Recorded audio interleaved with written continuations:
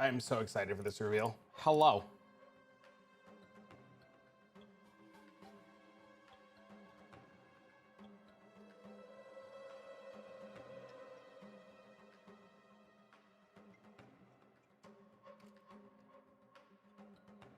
It's gonna be a long 23 minutes, maybe.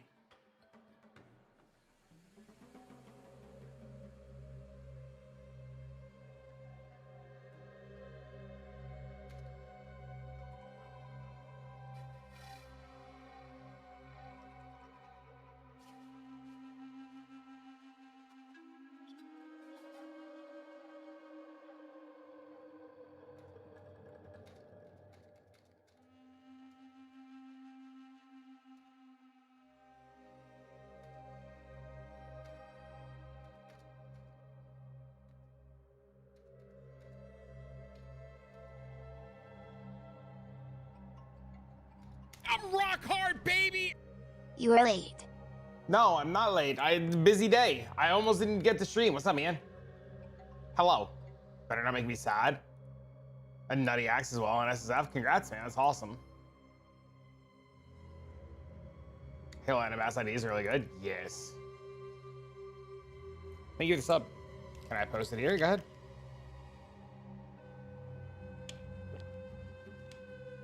Hype. The question is what do we do for 22 minutes?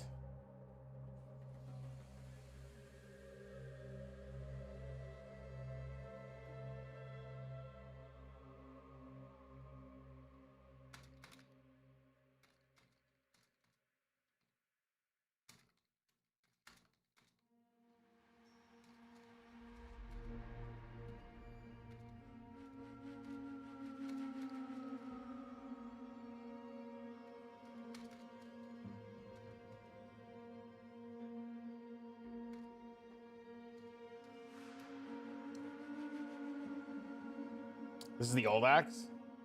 780. Looks good. This is that's a very big upgrade. Nice. This is a very big upgrade.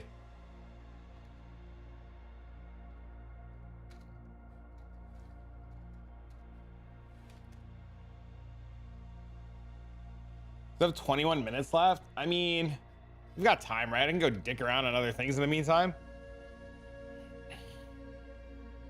Maybe.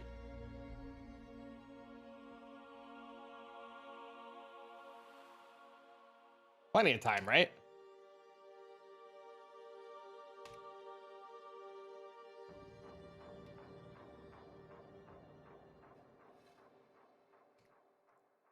I'm very excited for this update. It honestly can't come soon enough.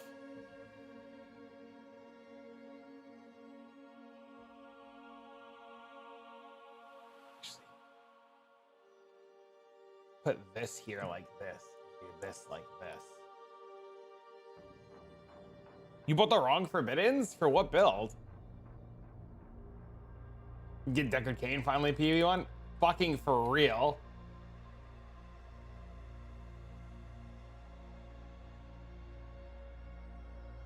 But Shaper of Flame? I mean, just Path to Shaper of Storms. It's the same thing. It's the same thing. Just don't put the points to Shaper of Flames and put the points to Shaper of Storms. What? It's the same thing. Nothing's changed. You fucking what?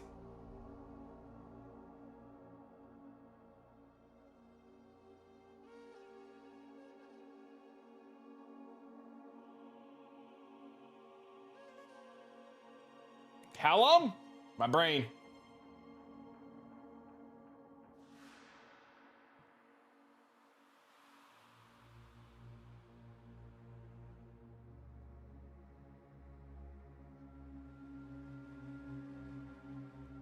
My brain did break. I might have pulled too many mobs. Oh no, please don't be dead here.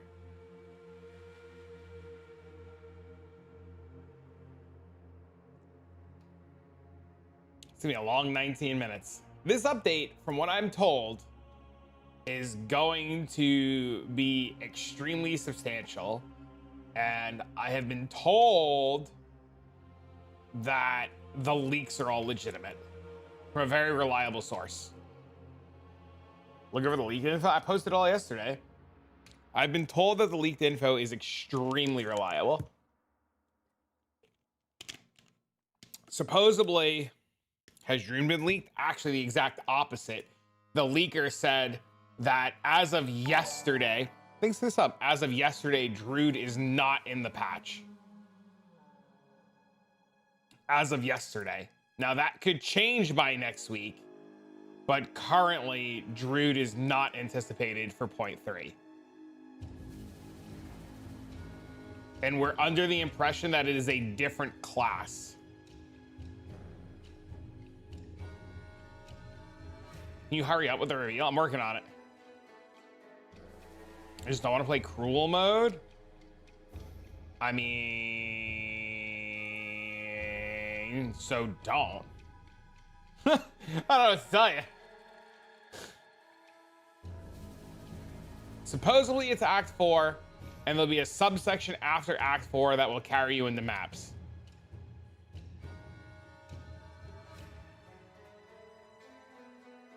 Supposedly that's what it is.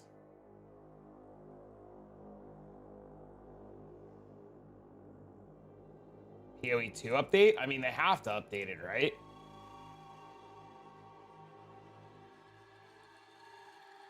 I'm not a wizard. I want to play the campaign straight through the maps. That would be the biggest win for me. Hi, hello. The French stuff is posted in the Discord in the POE 2 channel. We've actually posted all of the French leaks in the POE 2 channel in the Discord.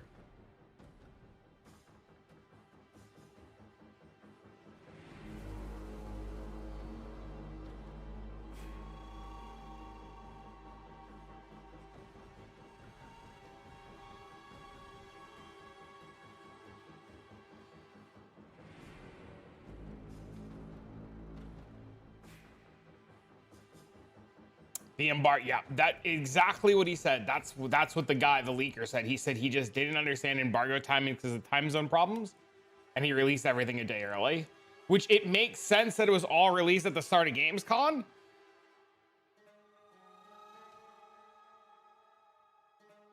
So we'll see. But yeah, as of yesterday, Druid is not in the patch. So I suspect, because I'm under good impression that there is a class being released, and I'm pretty sure tacos rule. I'm pretty sure it's now going to be Marauder or Shadow. What's up, Bob? That's my latest guess, is that it's Marauder or Shadow. Rake with Reap? I don't know yet. I'm rock hard, baby! What's up?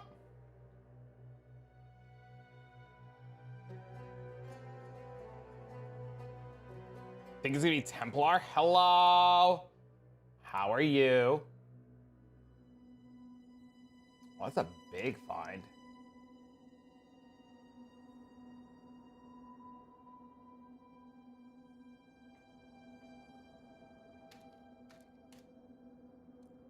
But yeah, as of right now, my plan is I'm gonna stream this, and then I got some stuff I have to do IRL. And then tomorrow I should be able to stream at some point tomorrow a little Last Epoch, which I'm pretty excited about. We are clicking the Cocaine Bear tomorrow. We'll log in, fucking bag of Drug Bear, and see what happens.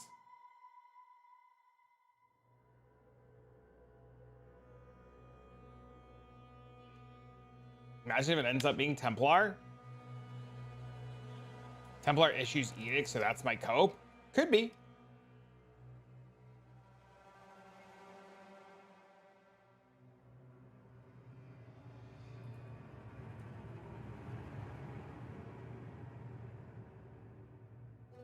On Discord, what do you mean?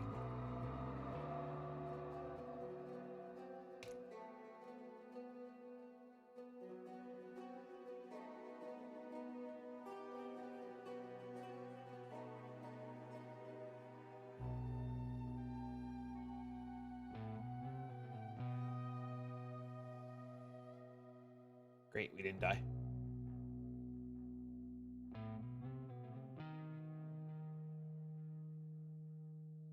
You're gonna play something Beastmaster too, you just don't know what? I guess we just like click bear and see what happens. I have no idea how to level up Primalist tomorrow. I hear Primalist leveling's actually ass cheek, so we'll see tomorrow. When will drops be live? Probably at the start of the live stream is my guess, at the top of the hour.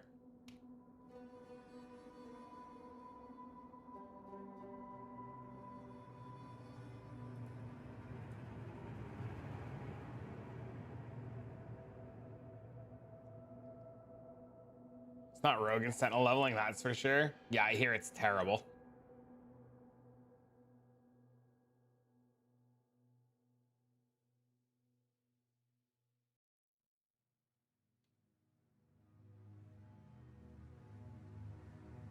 I hear it's real bad.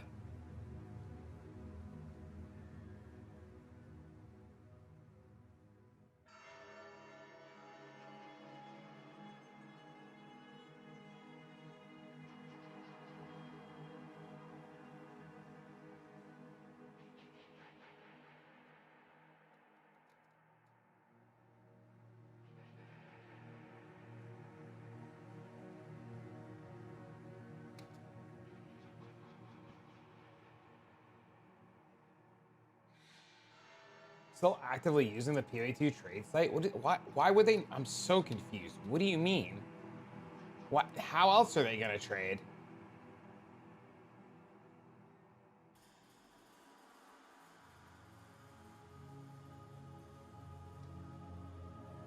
Maybe I'm misunderstanding what you're saying? Logged in and people were still playing POE2. Why wouldn't people be playing POE2? Are you being a weird fucking doomer right now?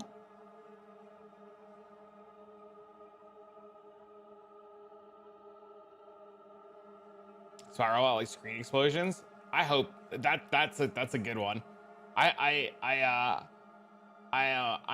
in hope of some really interesting stuff.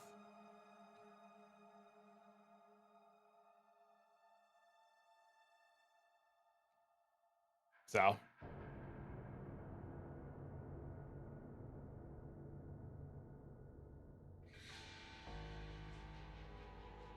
we had infinite DPS and you can crash people's hideouts. Oh God.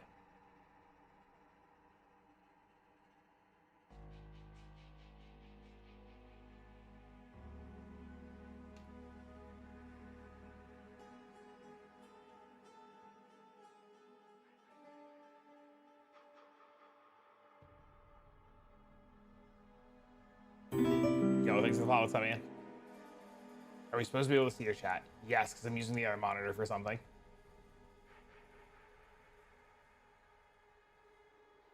Currently, the other monitor is occupied with my degeneracy.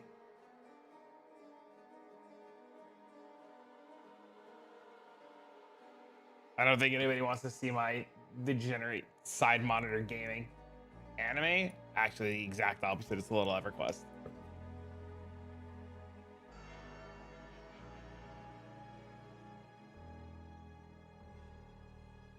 Started watching a POE2 drop recently on the POE1. I got my own build tier 15 maps. They sent everything I learned from you. Hell yeah, dude. That's awesome. Congrats, homie. Dude, we're going into POE2, man. I can't wait, bro. I'm so excited.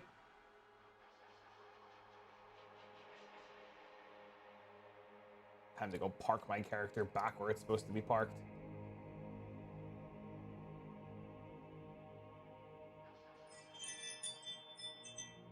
Yeah, I'm really excited, man. I can't wait.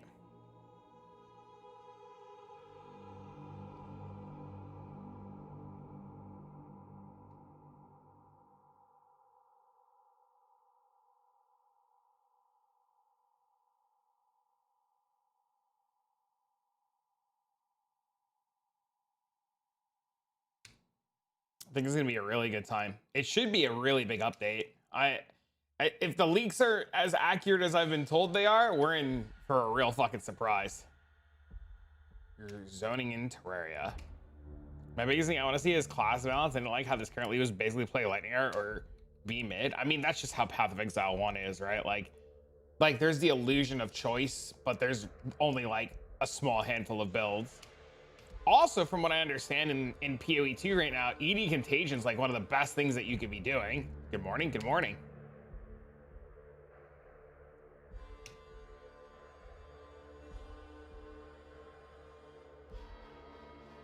The leaks are about 40% of the reveal that we have been told. Yes. The current running estimate is 40%.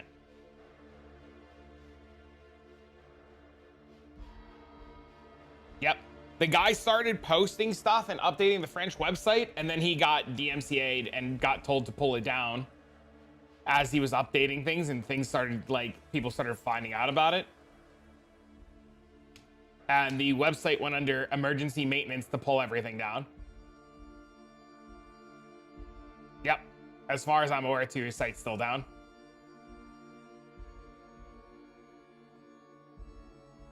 That's how, like, from what he said too, that's how we, like, know that there's, like, no there's no druid.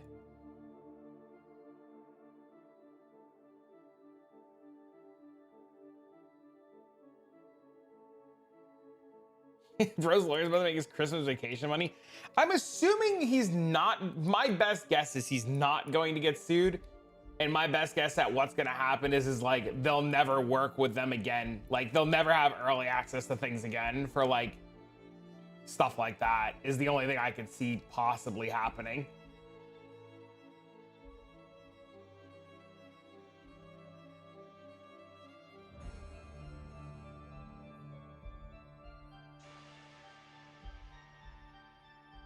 That they won't work with them in the future? Yeah, that's 100% what I see fully happening is, like, they just lose. Well, I mean, didn't they say, like, Extra Life 2 was just, like now, like, Can 2, maybe? You get blacklisted from all the major games? That's my understanding of it, too. At breaking, like, even for streamers, like, if we break embargo, like, if I were to break embargo on a game early, my name or whoever's name of whoever broke embargo is literally circulated to all of the media companies. How boring and small. I almost wasn't able to stream. What up, Snugs?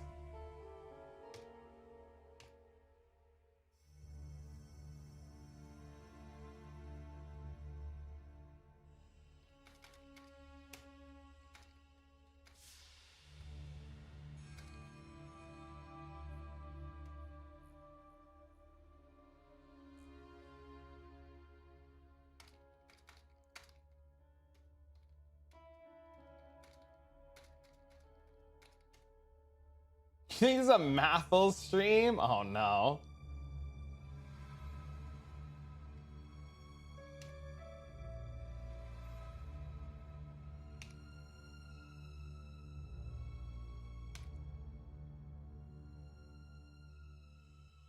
So yeah, I'm excited, man. 5 minutes. Is Dodry? Did you just call me fat and bald at the same time? This fucking guy, dude.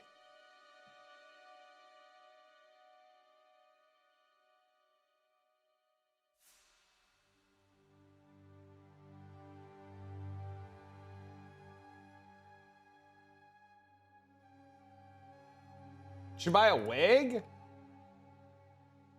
You come NA and bring wig with you, and then I'll wear a wig.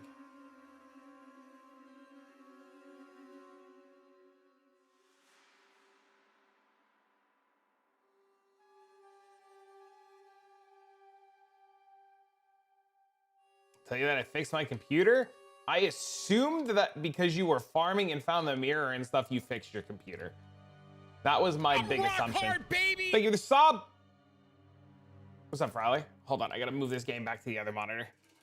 Nobody look at my EverQuest. I'm rock hard, baby. Thank you for the sub. Nobody look at my EverQuest. Okay, move that there. Rock hard, move baby. This here. Holy shit! How many subs was that? I think there were 5 Giftorinos. You didn't see it? Rock hard, baby. Oh, I didn't see it. I see it now, though. I'm rock hard, baby. Just in time. I have to pee. I'm gonna go pee.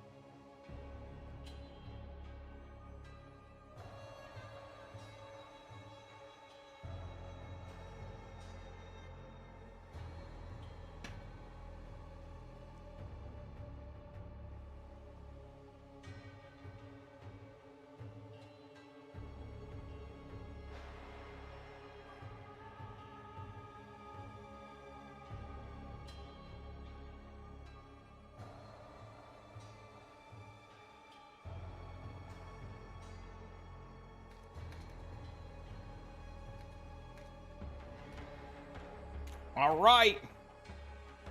Let's actually refresh. Yeah, see, we were a little behind.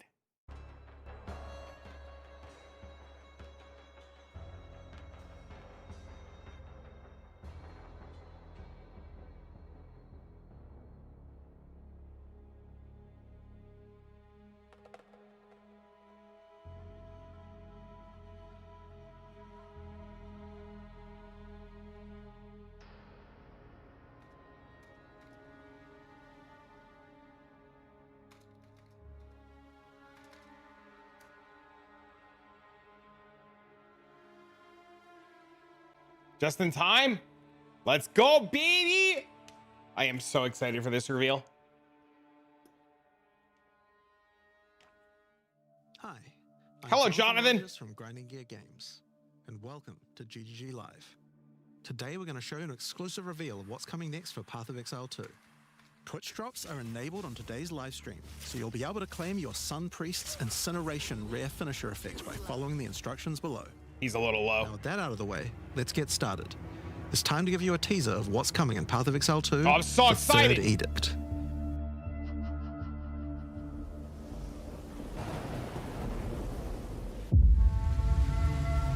Karui!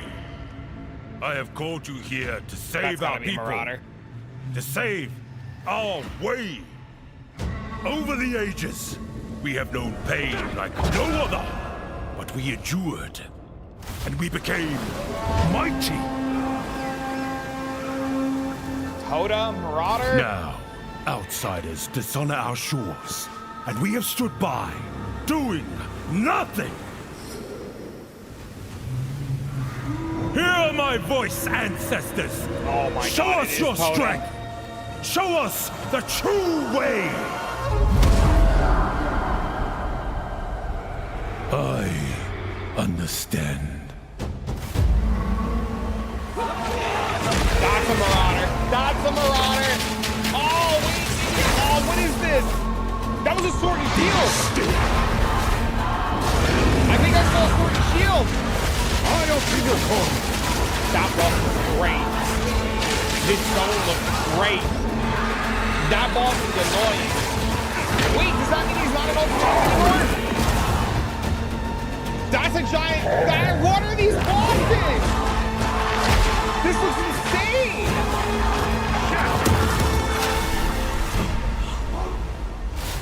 The true Lakuramako King's March. will rise. Nice. This looks good. This is good. Act 4. Huge.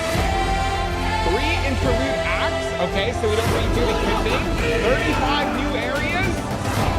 24 new bosses. Support gens overall. Oh, we saw the guy in Exile. Massive skill reward. That was fantastic. Holy. Lineage support gens. Endgame max.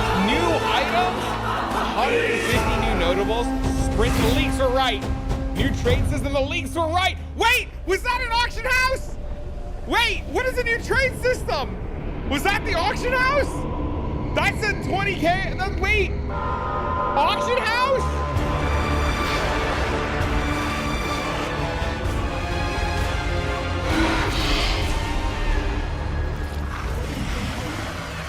That one's great. That one's fantastic. Oh my God, dude. Auction house.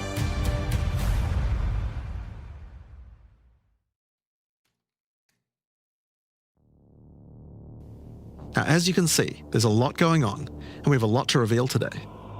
We'll start by going over Act 4, the next chapter in the Path of Exile 2 storyline. But that's not all. There's also 3 new interlude acts to get you to Endgame, which means we're removing Cruel Difficulty too. After that, we'll be going through the massive changes to characters. I'm super excited to show you how I've overhauled the entire support gem system, added new skills, and yes, there are buffs. Next, we'll go over the Rise of the Abyssal, this season's exclusive league mechanic, and talk about the new rewards, crafting systems, areas, and bosses that it adds. After that, it's on to changes we're making to the endgame. Then it's time to talk about items, crafting, and oh yeah, trade. That's going to be a big one.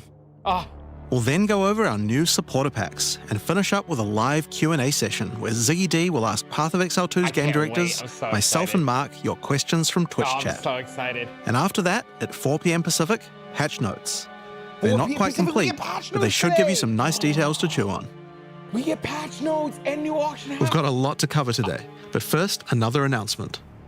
When the 3rd Edict launches on the 29th, we'll be having a free weekend for Path of Exile 2. The leaks were all right. That's right, Path of Exile 2 will be free for the first time without requiring an early access key. The free weekend will end on September the 1st, so you'll have plenty of time to give the game a try. That's awesome. Free weekend's huge. All right, let's get started with Act 4. The story continues from the end of Act 3. Doryani has agreed to help you find an ancient weapon that can be used against corruption. Okay. The instrument of the 3rd Edict. The weapon was broken in ages past, but he believes that the pieces may be found in the Kurui Archipelago, the home of the Kurui tribes. I can't wait. You will need to journey to King's March, hire a ship, and set sail.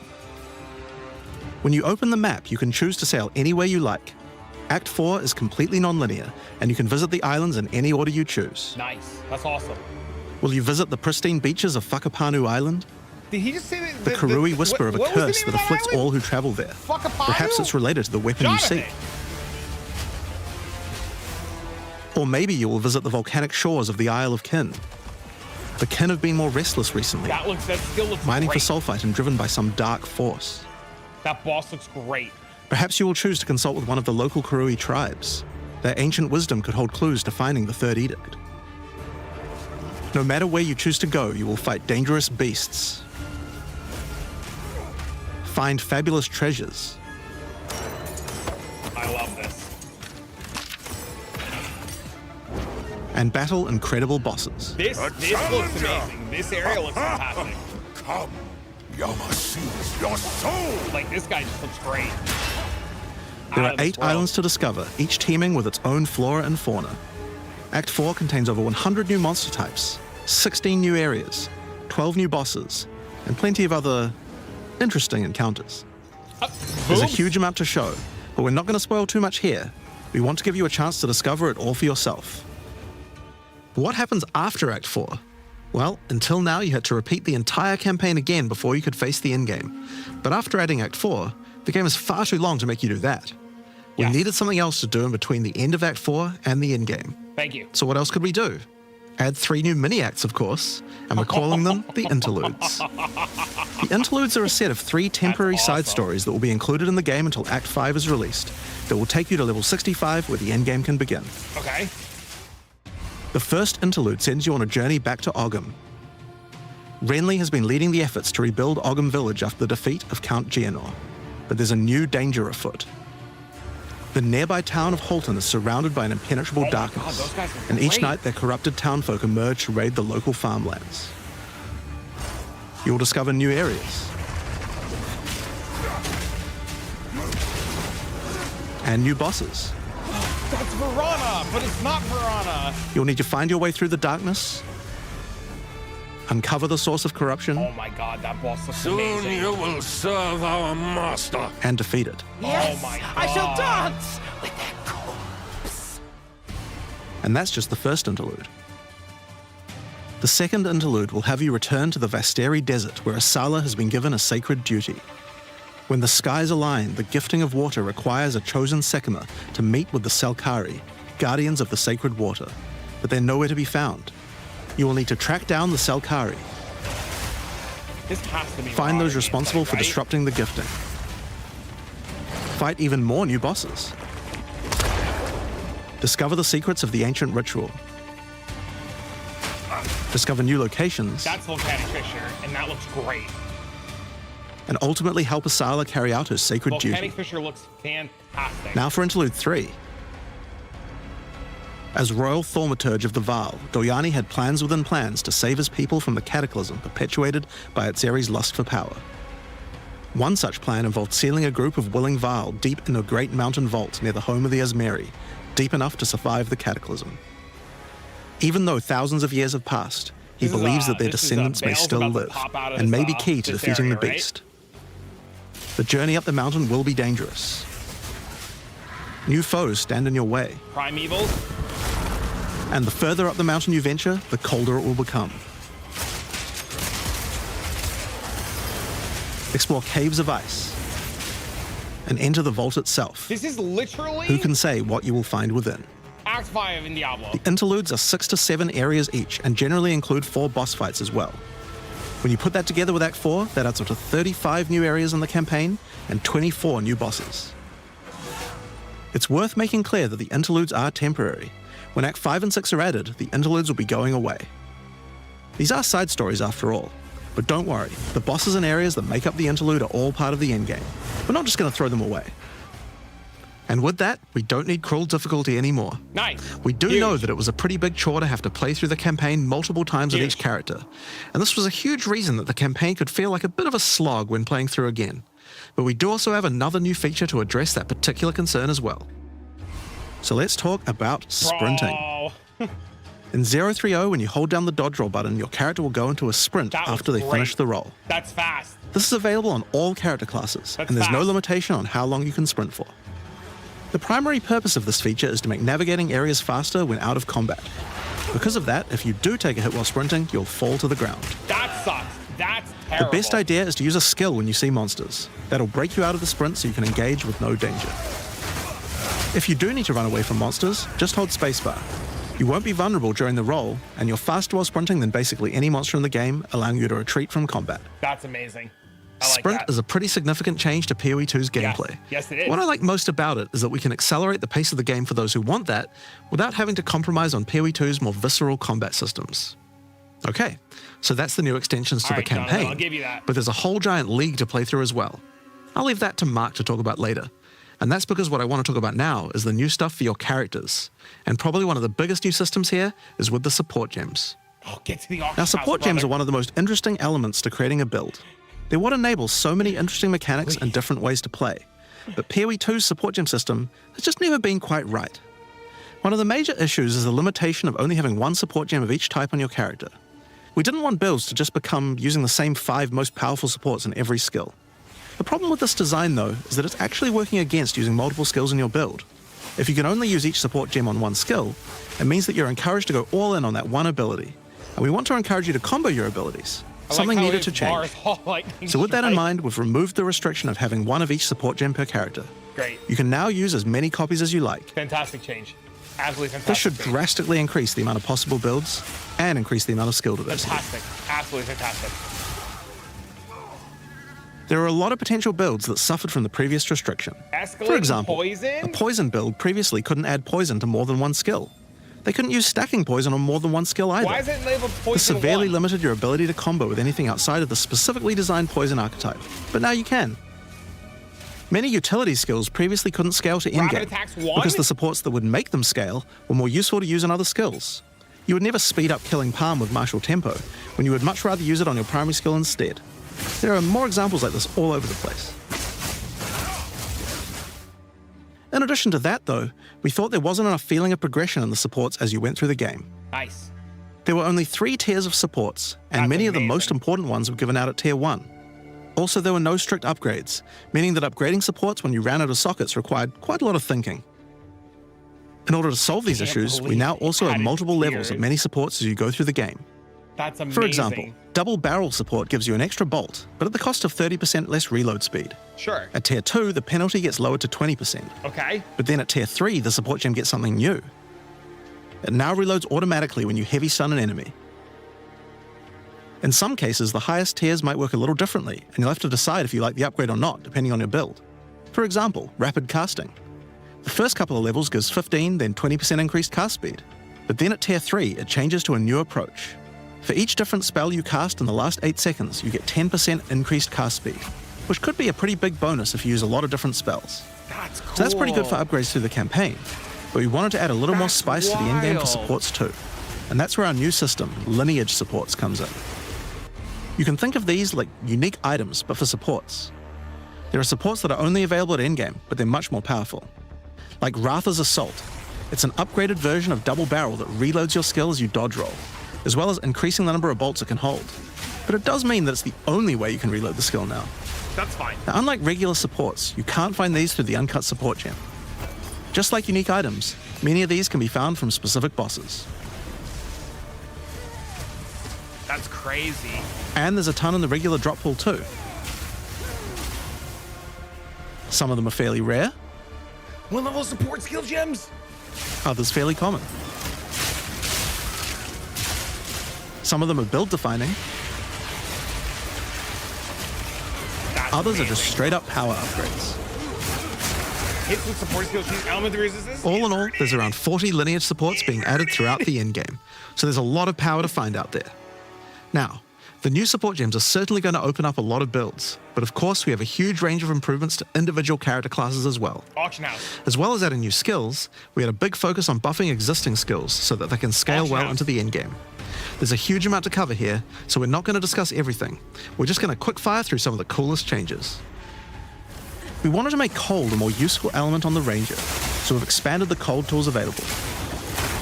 As well as increasing its range, Escape Shot now creates fragments of ice whenever it hits the Oh, ground. that looks amazing. These fragments explode after a short time, making the skill better for killing groups of enemies. But not only that, we added an ice fragment support that creates more of them when killing frozen enemies. And a new buff skill called Ice-Tipped Arrows that allows all your arrows to create ice fragments. This already gives Claire to rangers wanting to use ice, but to take further advantage of the ice fragments, Freezing Salvo has that? been upgraded to shoot additional cold arrows towards every fragment, giving you a nuke-like ability. That's cool. I like that. We've also modified Snipe to consume frozen from enemies, dealing a huge amount more damage, giving you a nice ice single target option.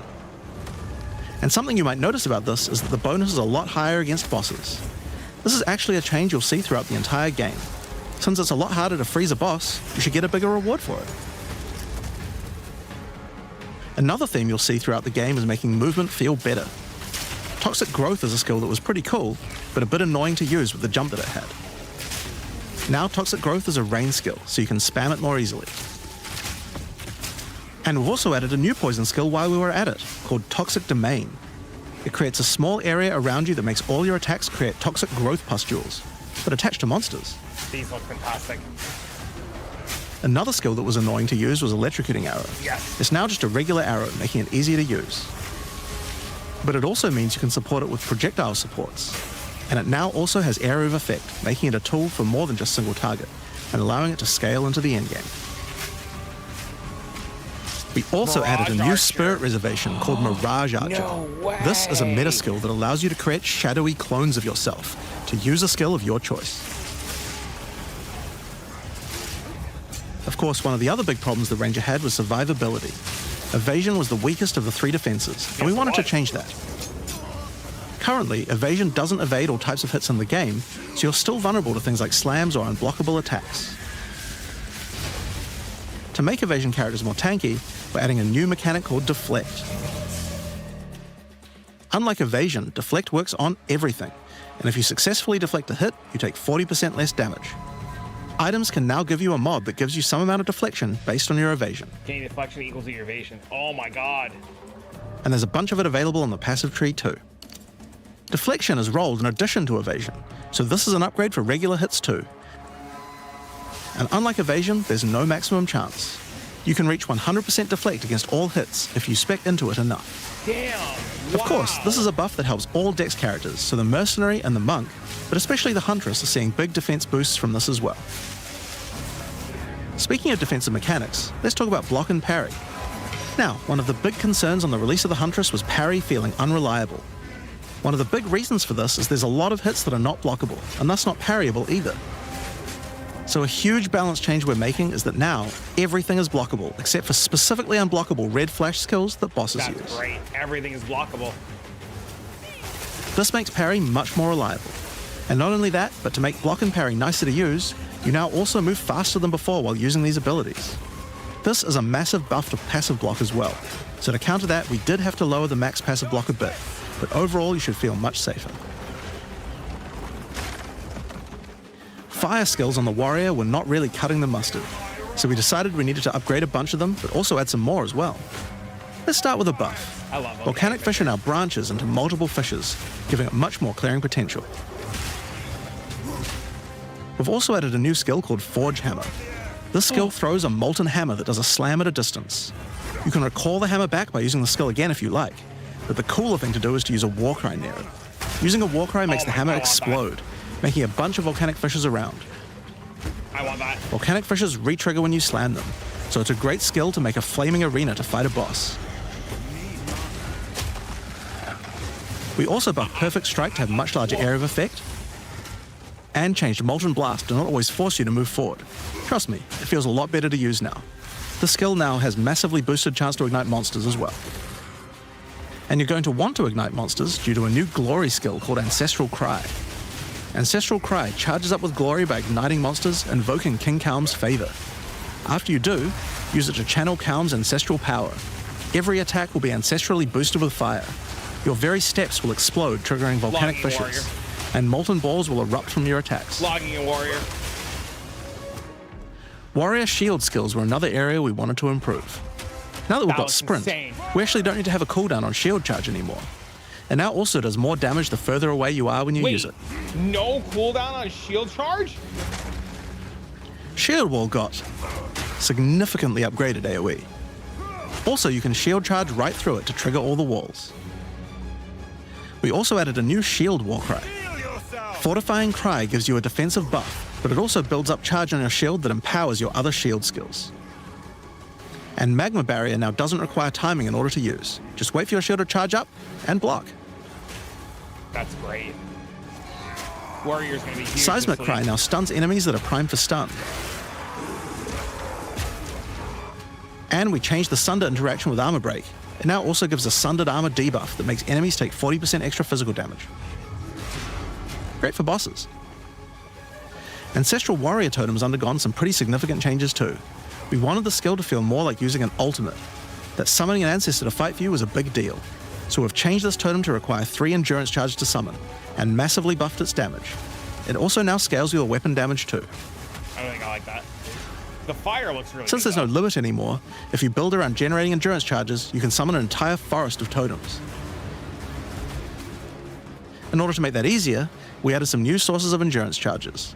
There's now a support to make Perfect Strike generate charges, and a support for generating endurance charges from heavy stuns as well. Nice. Nice. Speaking of totems, we wanted to upgrade the Warbringer. Among the other changes we've made to this class, Answered Call now gives an extra totem, and the spirits have just been generally buffed in many ways. Very cool. Use it with your limitless ancestral warrior forest to make an army of Karui that would make Tukahama proud. We've also merged the Great Wolf Howl and Warcaller's Bellow support, so that you can get all the benefits with 1 point. And Encased in Jade no longer removes the Jade when getting hit, making it a much better defense. Cool. That's huge. That's huge. Next up, let's talk about accuracy. Accuracy was always intended to be something that warriors didn't need to care about very much so long as they're in close combat.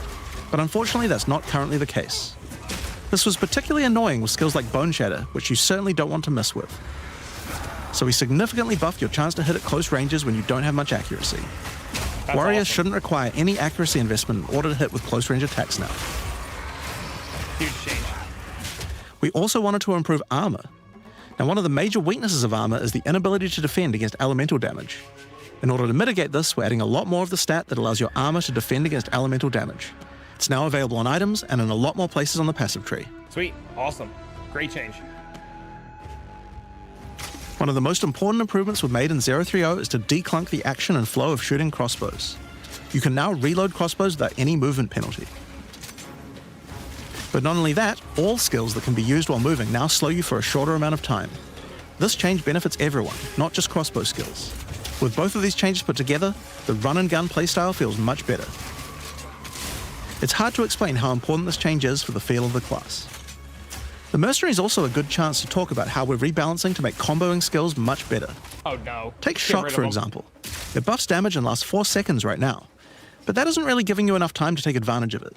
If you're going to add a lightning skill into a build that otherwise wouldn't use one, we need to make mechanics like this much better. So we've increased shock duration on monsters to last 8 seconds. And skills like Plasma Blast, which are intended to be good at shocking enemies, now increase the damage bonus by a lot more. You'll find changes like this all around the game. Okay, so all Chill of the now leaks lasts are 8 seconds, accurate. giving you more of a reason to Every weave in single cold leak is damage. accurate. Freezing skills are better at freezing. Burning skills need to cause burns that last longer. But making skills like Permafrost Bolts and Incendiary Shot double down on how they're supposed to be used, it makes using them in your build alongside other skills much more likely. We're also making sure to buff specific combos too. The freeze explosions from frag rounds now chain to nearby enemies. That looks great. And using high velocity rounds with armor break will now fragment the opponent's armor. This causes monsters to take a portion of high velocity rounds damage with every subsequent hit, even tiny pellets. So that means following it with a shotgun blast is way more effective. Now there's a lot more buffs to crossbow skills, but for now I'm just going to talk about the new one we added, the Mortar Cannon. This one lets you socket any grenade skill, and using it will summon a cannon which loads and then fires the grenade you choose. That's cool. That's cool. I don't know if it's any good, but that's cool. Another issue on the Mercenary were banners. They were just not very good, so we're doing a big upgrade to them. They now last longer, don't disappear when moving out of them, and we removed the Valor mechanic. They now just give a much more consistent and stronger buff, and you can use them when you get enough glory. On which, one of the main focuses was making various minion types more useful to use together. Melee minions in particular were just not that great compared to ranged ones. As a starting point, we just straight up removed the requirement for minions to have accuracy. Oh, that's good. Attack minions now always hit, which makes them way better. Brutes got some good numeric buffs, but we also added a new command skill where they do a war cry that intimidates enemies and detonates any frozen monsters and allies around you in a big cold explosion. That's cool. Huge for minion We've players. also changed the Frost Mage's command skill to an ability that adds ice armor to your other minions, adding a layer of defense. And it makes them deal cold damage back to the attacker as well. The ice armor also makes the minion count as frozen, so the Brute's Warcry can detonate them too. Oh, wow. Unearth was changed to work on corpses of your dead skeletons, allowing you to summon the minions more easily in boss fights. And they also got a new jump ability, allowing them to get into combat faster. Grey's Spectre was also feeling pretty weak for the spirit cost they have. Wait, To be honest, Spectres we were were a in the little game? afraid of When did these when they we add first raised balanced them. Spectres? We've both decreased the spirit cost for a large range of monsters, I didn't even know and have Spectres were in the significantly game. increased Spectre damage too. They should feel a lot more impactful. Did they come like midway through point 2? There's also a lot of new spellcaster weapons with newer cult skills. But I'll just talk about one of them that I thought was particularly cool. The Reaping Staff is actually a wicked scythe that gives you a new ability called Reap. When an enemy is low in life, you can dash forward and rake enemies with the scythe to cull them instantly, healing you. It can also inflict critical weakness on enemies too. Now, there's a lot of balance changes in the Witcher's Ascendancy classes, but I'll just talk about 2 of them for now. On the Blood Mage, you were previously required to spend your first points on Sanguimancy, which really was supposed to be the downside for being able to access the powerful abilities on the rest of the class. In order to make picking the Blood Mage a better early option, we made Sanguimancy free, unlocking the power of the rest of the class immediately. Oh, wow. On the Infernalist, the Demon form That's wasn't something people were really using wild. because you lost your weapon stats while transformed. Well, you no longer do, so it's a much better option now. On the Monk, the wind skills needed a big upgrade for sure. Staggering Palm can now stack up its duration if you use the skill multiple times in a row, so you can keep the effect of all your skills throwing up wind much more easily. Wind Blast had the purpose of building up to dazing an enemy, but dazing just wasn't worth all that effort. Now it just dazes on hit, meaning a single Wind Blast will make all your skills stun enemies more easily. Following up with Vaulting Impact on a dazed enemy previously did a bunch of stun. Now it allows you to break your enemy's stance. When their stance is broken, following up with a fast attack will do way more damage. That doesn't look very good.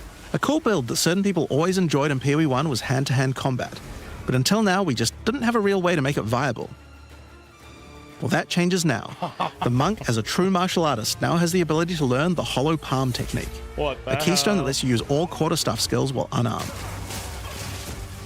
All quarterstaff attacks now have a special unarmed version, and you get further bonuses to all your attacks from stacking Energy Look at Shield and that. Evasion on your character. Attack speed for evasion and crit chance for energy shield. A new keystone we also added to the Monk section of the tree is Walker of the Wilds. This changes Mana Leech to work with elemental damage instead of physical, Oh my god. which is pretty useful for all those elemental attacks the Monk has, but it works well for the Ranger too. Oh my god. Now, one of the least used Ascendancy classes in the game is the Acolyte of Chayula, so we knew we needed to make some changes here. No. One of the key things we had to do was make the chaos damage that the Acolyte can do much more useful. So we've added a new skill, allowing chaos damage to ignite, shock, chill, and freeze, embracing the elemental prowess of the Monk in a truly chaotic fashion. In addition, he can make all of his chaos damage leech. And we've buffed Into the Breach and Embrace the Darkness by moving the effects of the 4-point nodes into the base skills. That's amazing. He also gains a new notable, Grasp of the Void, which leaves void illusions behind you as you dodge roll. If they're killed, they do massive explosions of darkness, dealing damage to everything in sight. That's amazing. Now let's talk about Sorceress amazing. skills. One of the things we amazing. wanted to improve on the Sorc is the ability to use multiple elements together more effectively. Now, this might seem small, but one of the things pushing you towards using a single element is debuffs like Elemental Curses, which lower resistances of a single element. In order to fix that, we're making quite a lot of game-wide changes to these kinds of mechanics to broaden what they apply to. So for example, there's no longer 3 curses for fire, ice, and lightning. Instead, there's just a single curse that buffs all 3 at the same time. Nice. That's huge. And things like Frost Bomb, which gave you cold exposure, now give elemental exposure. You can use it to buff any of your other skills. That's great. Huge change. We also wanted to make switching between different weapon sets smoother, so you can use different elemental staves more effectively. To do that, we've removed the weapon switch time, and now happens instantly. This applies game-wide too. God. Now, we didn't just want to stop there. We wanted to add some specific mechanics that work between different elements, This is what I'm and that's where telling you. elemental If you infusions just come in. post Certain skills can created, now like, drop good elemental criticism, infusions. they listen, For example, man. when a frost bomb explodes, it leaves behind a cold infusion on the ground. After picking it up, you can spend it on one of any number of different skills to transform how they work. Spark will create a nova of cold infused projectiles. Ice Nova will leave a chilled area on the ground. And we also added a new low-level skill that fires ice shards. Use it with cold infusion though, and the ice shards will explode. Orb of Storms now generates lightning infusions when you cast enough spells near it. And that's all spells, by the way, not just lightning. Once you have one, you could cast a lightning flame wall, which adds both fire and lightning damage to all the projectiles that pass through it. My god. Or power up Ember Fusillade with lightning, which will generate arcs to nearby enemies as each fireball hits. Or maybe go lightning on lightning with arc. This skill is now a projectile, and by infusing it, you can go full Palpatine. Get fire infusions by blowing up monsters with Living Bomb. Then use them with Comet to summon a giant fire meteor from the sky. That's amazing. Or use it with Firestorm, which transforms it from a small area into a much bigger one. I don't even have words, man. Firestorm is unique in that it can be infused by multiple different elements at the same time. Add an ice infusion to rain down ice at the same time as the fire. And add lightning to add deadly strikes from the heavens into the mix. Or use it with all three to generate a storm that is truly apocalyptic. There's like no words right now to like even begin to Cold Snap has been simply turned into Snap. How insane. Previously you could use it to right? shatter ice, but now it works to detonate all of the different elemental ailments, and makes them leave behind infusions. And just like how you could previously use it on Frostbolt, you can now also use it on Orb of Storms and Solar Orb to detonate those as well, which means you can create many infusions at once. We also have a Spirit Reservation skill, and a support gem to help generate them too. Further away. Harmonic remnants, support gems, additional On things. the passive tree, we've added quite a few new keystones to the Sorceress section. Here are a couple of examples.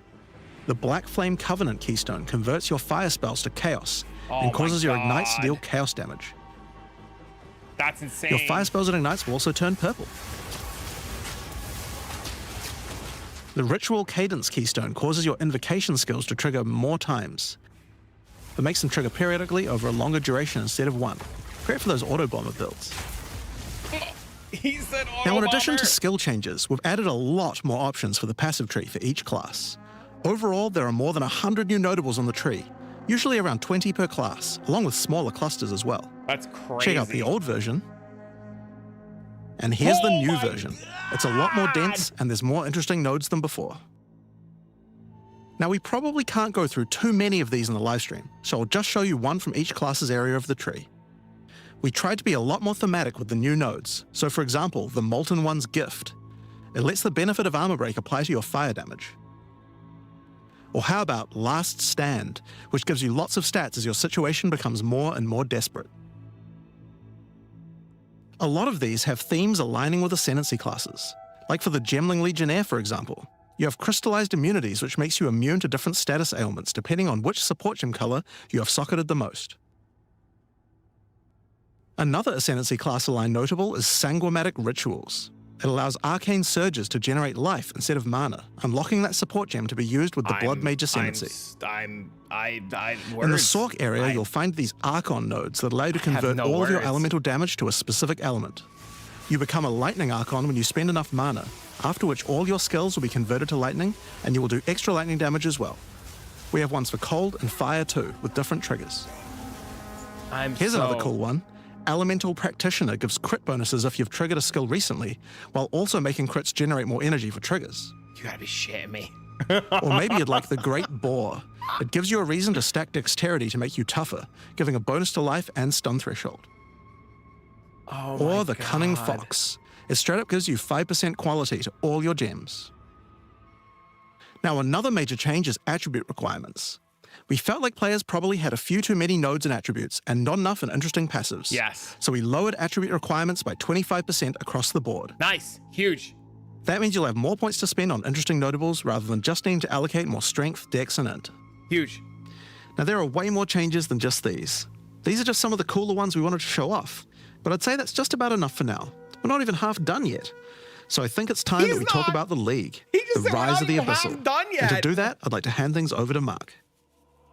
As you just saw, even though there are major changes to the campaign for this update, we want to make sure that every time you come back for an expansion, each area feels different with something extra going on.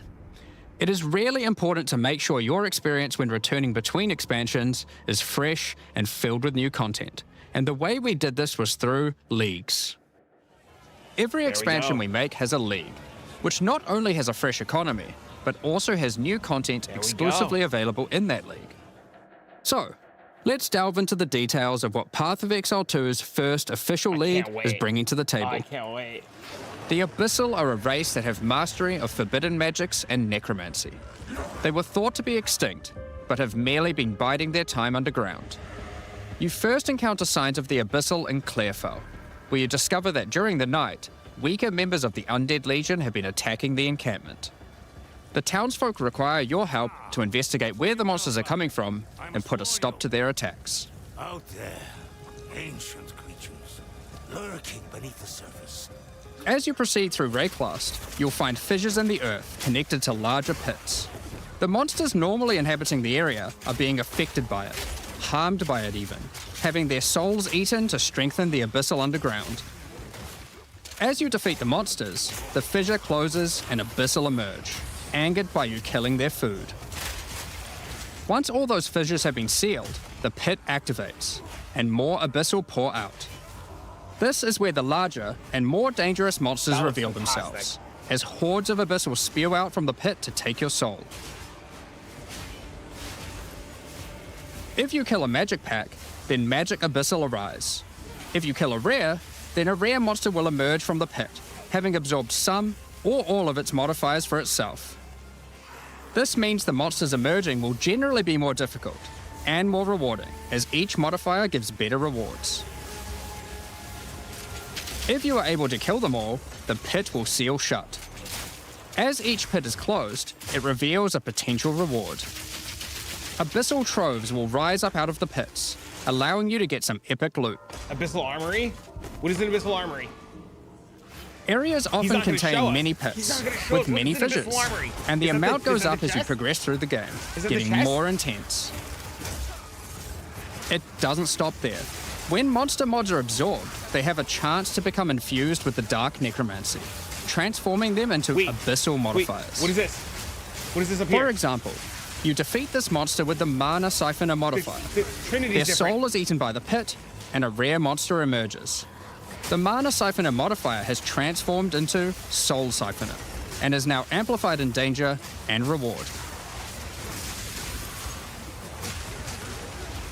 Abyssal pits also interact with other monsters and mechanics. If you defeat a rogue exile that's near one, it'll be revived as a Lichborn that has multiple Abyssal modifiers. No way. Lichborn exiles even have their own unique jewel they can drop, if you are lucky enough to encounter and kill them. If an abyss spawns near a boss, killing it will summon a gigantic Giga Larvae creature. No. Monsters imprisoned in essences near abyssal pits are affected by the abyss too. They will come with an additional new essence item that can be used to craft your items. Essence of the Abyss. So, that's your bread and butter of the Abyssal League.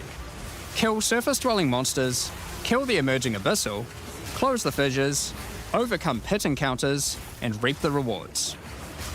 There's a lot more to this league, however. As you complete Abysses, you can find ancient pieces of bone, preserved from the remains of fallen Lichborn. These are one of the many rewards for your mission to seal the pits. Does the creature rare weapon or quiver? You can use this on a rare item to imbue it with abyssal magic, adding a special hidden modifier to your item. But how do you reveal it? In Act 2 of the campaign, you'll encounter a new area. This area is overrun by the Abyssal and the Lost Men. They just gave us veiled mods.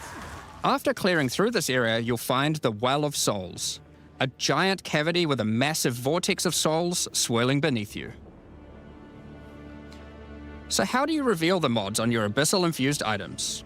Obviously, just throw them in, right? Yes, that's exactly what you do. Before throwing it in, you are given the option of how you want to transform it, in the form of a choice of 3 different modifiers. Once you've chosen your desired mod, throw it in, where it will absorb the power of the souls, and the ominous creature will then retrieve it for you. These modifiers can be ones from the core mod pool, all the way through to specialized modifiers that cannot normally appear on items. During the campaign, you can use it as a way to more easily add useful existing That's mods, but during the endgame, there is a whole set of new and powerful mods you can add to your items. Like this mod for crossbows that allows you to place an additional ballista totem. That's so insane. Or this one that adds spirit to your staff. That's so insane. Or this one that allows you to generate more combo with your quarterstaff skills. And speaking of endgame, you can also use the system to craft waystones. No. With a preserved vertebrae fused into your waystones, you can get some new modifiers that push difficulty and rewards to new heights. Here are some examples of those mods. You always get a choice of 3, so you can avoid anything you don't think your character is capable of. That's wild. With this modifier, the natural inhabitants of the area are all spawned near abysses. And there are up to 9 additional abyssal pits That's in the insane. area, making it just a full-on abyss ruckus.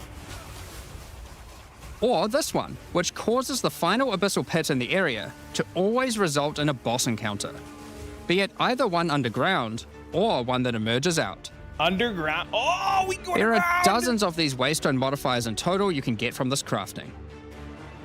That covers the new crafting mechanic. So what's left? Well, we talked about how when closing pits you can get abyssal troves, but sometimes when closing an abyss, you'll reveal an underground cavern that leads to the abyssal depths. After jumping into the depths, you'll find an abyssal city, swarming with legions of the undead. When underground, every single rare abyssal enemy will have an abyssal modifier. And at the end of the dungeon, you'll even find a rare with a more powerful Lichborn modifier. That's cool. Once you're able to defeat this powerful rare, you can also find some nice rewards. Aside from the entire area being valuable due to the abyssal modifiers on the monsters, it has its own specific drops too. One example is a set of lineage supports that can rarely be found in these depths, like Kurgel's Leash. This support empowers both you and your minions when you command them, granting unholy might to you both. I didn't see a greater orb. Was there greater orbs? Was there greater orbs? Another depth-specific outcome is a set of omen-like items that amplify your abyssal crafting. You can re-roll the option. Additionally, we're adding some new socketables that can drop from the abyssal depths. Take Ulliman's Gaze, which can be socketed into your armor. These are a bit special, in that you can Prevent only 3% have one deflected equipped at a damage. time, but give some pretty powerful Dude, effects. login suppression. Think of them as almost a unique socketable for your equipment. In the endgame, where you can still find depths, you also start to find a different type of underground chamber. In these areas, you'll find an ancient spire, a device being used by commanders of the abyssal factions to plunge Rayclast into a lightless void. This guy does no damage. Your goal is simple. He's got to Kill reroll this lightning commander and destroy the spire. strike. My guy does 0 damage. There are 4 bosses in the Abyss League, Oh, and there are he some hovered over the pretty belt. cool The uniques belt. available The from belt. them. An example is this belt, Darkness Enthroned. It has 2 sockets. But hold on, socketables don't work on belts. Well, this belt has a special mod that allows it to count as a different slot for the purpose of socketables. This one, for example, counts as a helmet. I kind of want one that counts as a body armor. No. I wonder how rare that one is. What? You can What? also find this unique jewel, What? Undying Hate. This jewel transforms part of your passive No! skill tree into an abyssal version No. and has multiple depths. The deeper No! it goes, the more of your passive tree is affected, allowing you to fulfill your fantasy of becoming part Abyssal Lich. No. Now, the last thing that Abyssal commanders can drop is a Finger of the Lich. But what use do you have with a random undead finger? Well, the next time you return to the Well of Souls, with the finger in your inventory, your character will almost feel compelled. To do what, though, you might ask? To jump in. Figured the well. The items you threw in came back more powerful, right? So, what's the worst that could happen? Well, you will just have to find that one out for yourself. Along with the introduction of Act 4 and the interlude, I can't. we will be adding 25 new endgame maps. These maps will contain This looks all the new great. monsters and bosses we're adding, improving variety and giving you opportunities to experience the new boss fights many times. Can't wait, dude. I can't Let's take a wait. look at some examples. Rock Pools is a map where you explore a shallow rocky coastline, surrounded by coral and filled with sirens. I have so many. At the end is a So giant many goblin words right king now. boss, ready to eat sulfite and squish you like a bug. Sulfite. Sulfite. Holton is an Ezomite township which has seen better days. Explore and clear the township to say find some a words. gothic, reaper-like boss, with the ability to manipulate storms and fry you with both lightning and wither you with chaos. Given some of the new bosses added are a bit more epic, such as the Act boss and final bosses of each interlude part, it would be a bit of a waste to just use them as regular map bosses. Instead, we'll be adding some new mechanics to the Atlas that use What is them. that? These start appearing pretty fast into the endgame and will help bridge the gap until you do your pinnacle bosses. In the desert biome, you can encounter a wild sandstorm. 3 maps around the sandstorm contain a device you must activate. Upon doing this, the sandstorm's magic is disrupted, revealing the map inside and allowing you to access it and find the cause. They're not going to This tell presents us. itself in the form of a boss, similar to the existing Citadel bosses. This boss is a Faradin Swordmaster, who has been blessed with the power of a time gem, allowing him to take his swordsmanship to the next level by replicating himself, maneuvering rapidly, and severing the fabric of time itself with his powerful slashes. In the water biome, you'll encounter a giant maelstrom, where one of the maps surrounding the water biome connects to it, but the connection is obscured. This is You must Delph. run the maps nearby, hoping to find a This is beacon, Delph. which will remove the maelstrom and reveal the connection to that map. Another example is this Vaal vault in the mountain biome. But how do we get inside? Running the adjacent maps to it will yield a key, which you can then use to gain access to this vault. Or, you could just trade for one, I guess. Use the key to dispel the powerful force field surrounding it, leading to the Vaal Elite and their rewards inside.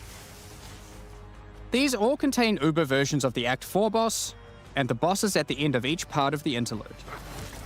And each have their own exclusive drop pool of new lineage supports, Nice. which, as Jonathan spoke about earlier, are powerful support gems that modify your skills in pretty crazy ways.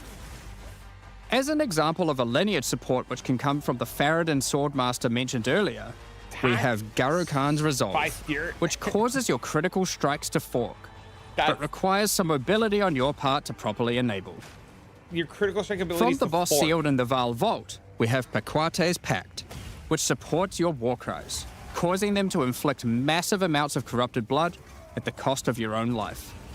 Additionally, some maps can now spawn summoning circles, a room resembling an Ezomite henge. Activating this henge will spawn bosses. It's as simple as that. We'll also be making changes to how affixes and waystones work, as the current prefixes equals good, suffixes equals bad iteration isn't quite hitting the mark. We tried something new here in Path of Exile 2, but after seeing the feedback we decided we actually liked what we had in Path of Exile 1 more. Okay. Like Path of Exile 1, each affix will now be both difficult and rewarding. Waystone mods now grant an increase to the number of waystones dropped, and an additional specific upside attached to it. This means as you roll your map, they will continue to get more difficult and more rewarding, and allow you to customize the difficulty and rewards of your maps better. For example, the Frostbitten mod, which causes enemies to deal cold damage, also increases the rarity of items dropped as its upside. Whereas the Of Venom suffix modifier, which causes enemies to poison on hit, has the upside of granting That's increased pack size. crazy. Some maps will end up having a lot of rarity, some a lot of pack size, and others will just have a mixture of everything.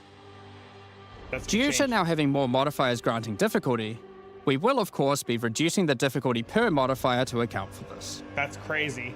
So, that's your Atlas, maps, and waystones, but what about Breach, Ritual, Pinnacle content, and others of the sort? Still towers. We're making some changes around this too. The first change is that you'll now be able to invest 2 points into your specific League Atlas trees before having to run the Pinnacle content. There will be a specific objective for each type of content which grants you those points. For example, in the That case of skill looks Delirium, so it's good. simple. You just need to find and kill one of the bosses in a map. I want to play that Omniphobia skill or so bad. Cosis. The rest of the points for each content come from the Pinnacle content, but we're making some changes to accessibility here too. Currently, access to most Pinnacle content requires the same key at the easiest and most difficult version of the content. This creates a negative feeling where at lower difficulties, instead of wanting to run the content, you're often better off just selling it to someone who can run it at maximum difficulty. To address this, each content will now drop splinters, which will not form into singular items. Instead of using the singular combined item in the Realm Gate, you can now just bring your splinters. Upon inserting the splinters into the Realm Gate, an interface will appear, allowing you to pick your difficulty, and you'll notice cool. each difficulty has a different entry cost. This means if you want to run easier difficulties, it costs less, which also allows you to run this content much sooner into the endgame. I love that. That's great. That's Because fantastic. these encounters now just require splinters, their corresponding Atlas tree no longer affects the difficulty of them, and has been changed to purely affect the content and maps on the Atlas. No way! Dude, The that's Arbiter so of Ash cool. works a bit differently. That's so Instead great. of requiring splinters, he still needs crisis fragments. We now have only two difficulties of the Arbiter. The first, requiring the existing fragments obtained from citadels. The second, Uber Arbiter, requires calamity fragments. These come from citadel bosses also, but only once you've allocated the maximum number of points in your boss Atlas tree, ensuring those citadels are at their highest difficulty level. That's amazing. Since we're talking about Pinnacle content, we also felt that the leveling curve in the late game was a bit too steep. We've smoothed this out a bit so that it's easier to get to the mid-90s. We've also Awesome. added some new in-game unique items. Let's take a look at a couple. Thunderfist is a pair of gloves that grants Crackling Palm, a skill which empowers your unarmed attacks, granting the ability to call down the storms themselves on enemies you hit. Is unarmed Put monk about to simply, be the most busted literally class in the every game? monster you hit with your unarmed skills will be struck by powerful lightning. Pair this with the aforementioned Hollow Palm technique to embrace your true unarmed prowess in combat. Another unique we're adding is Henekura's Sight. Equip this amulet to be granted the power of the Mother of Death herself. This is reflected by granting you a skill called Foresight. While you have Foresight, your dodge roll no longer avoids hits. But instead, being hit while dodge rolling restores you to full life and makes you unable to die for a brief period of time. Wait, what? You'll notice when this does occur, a copy of your character appears and takes the full damage. This is you seeing that future, as if you hadn't been wearing the amulet.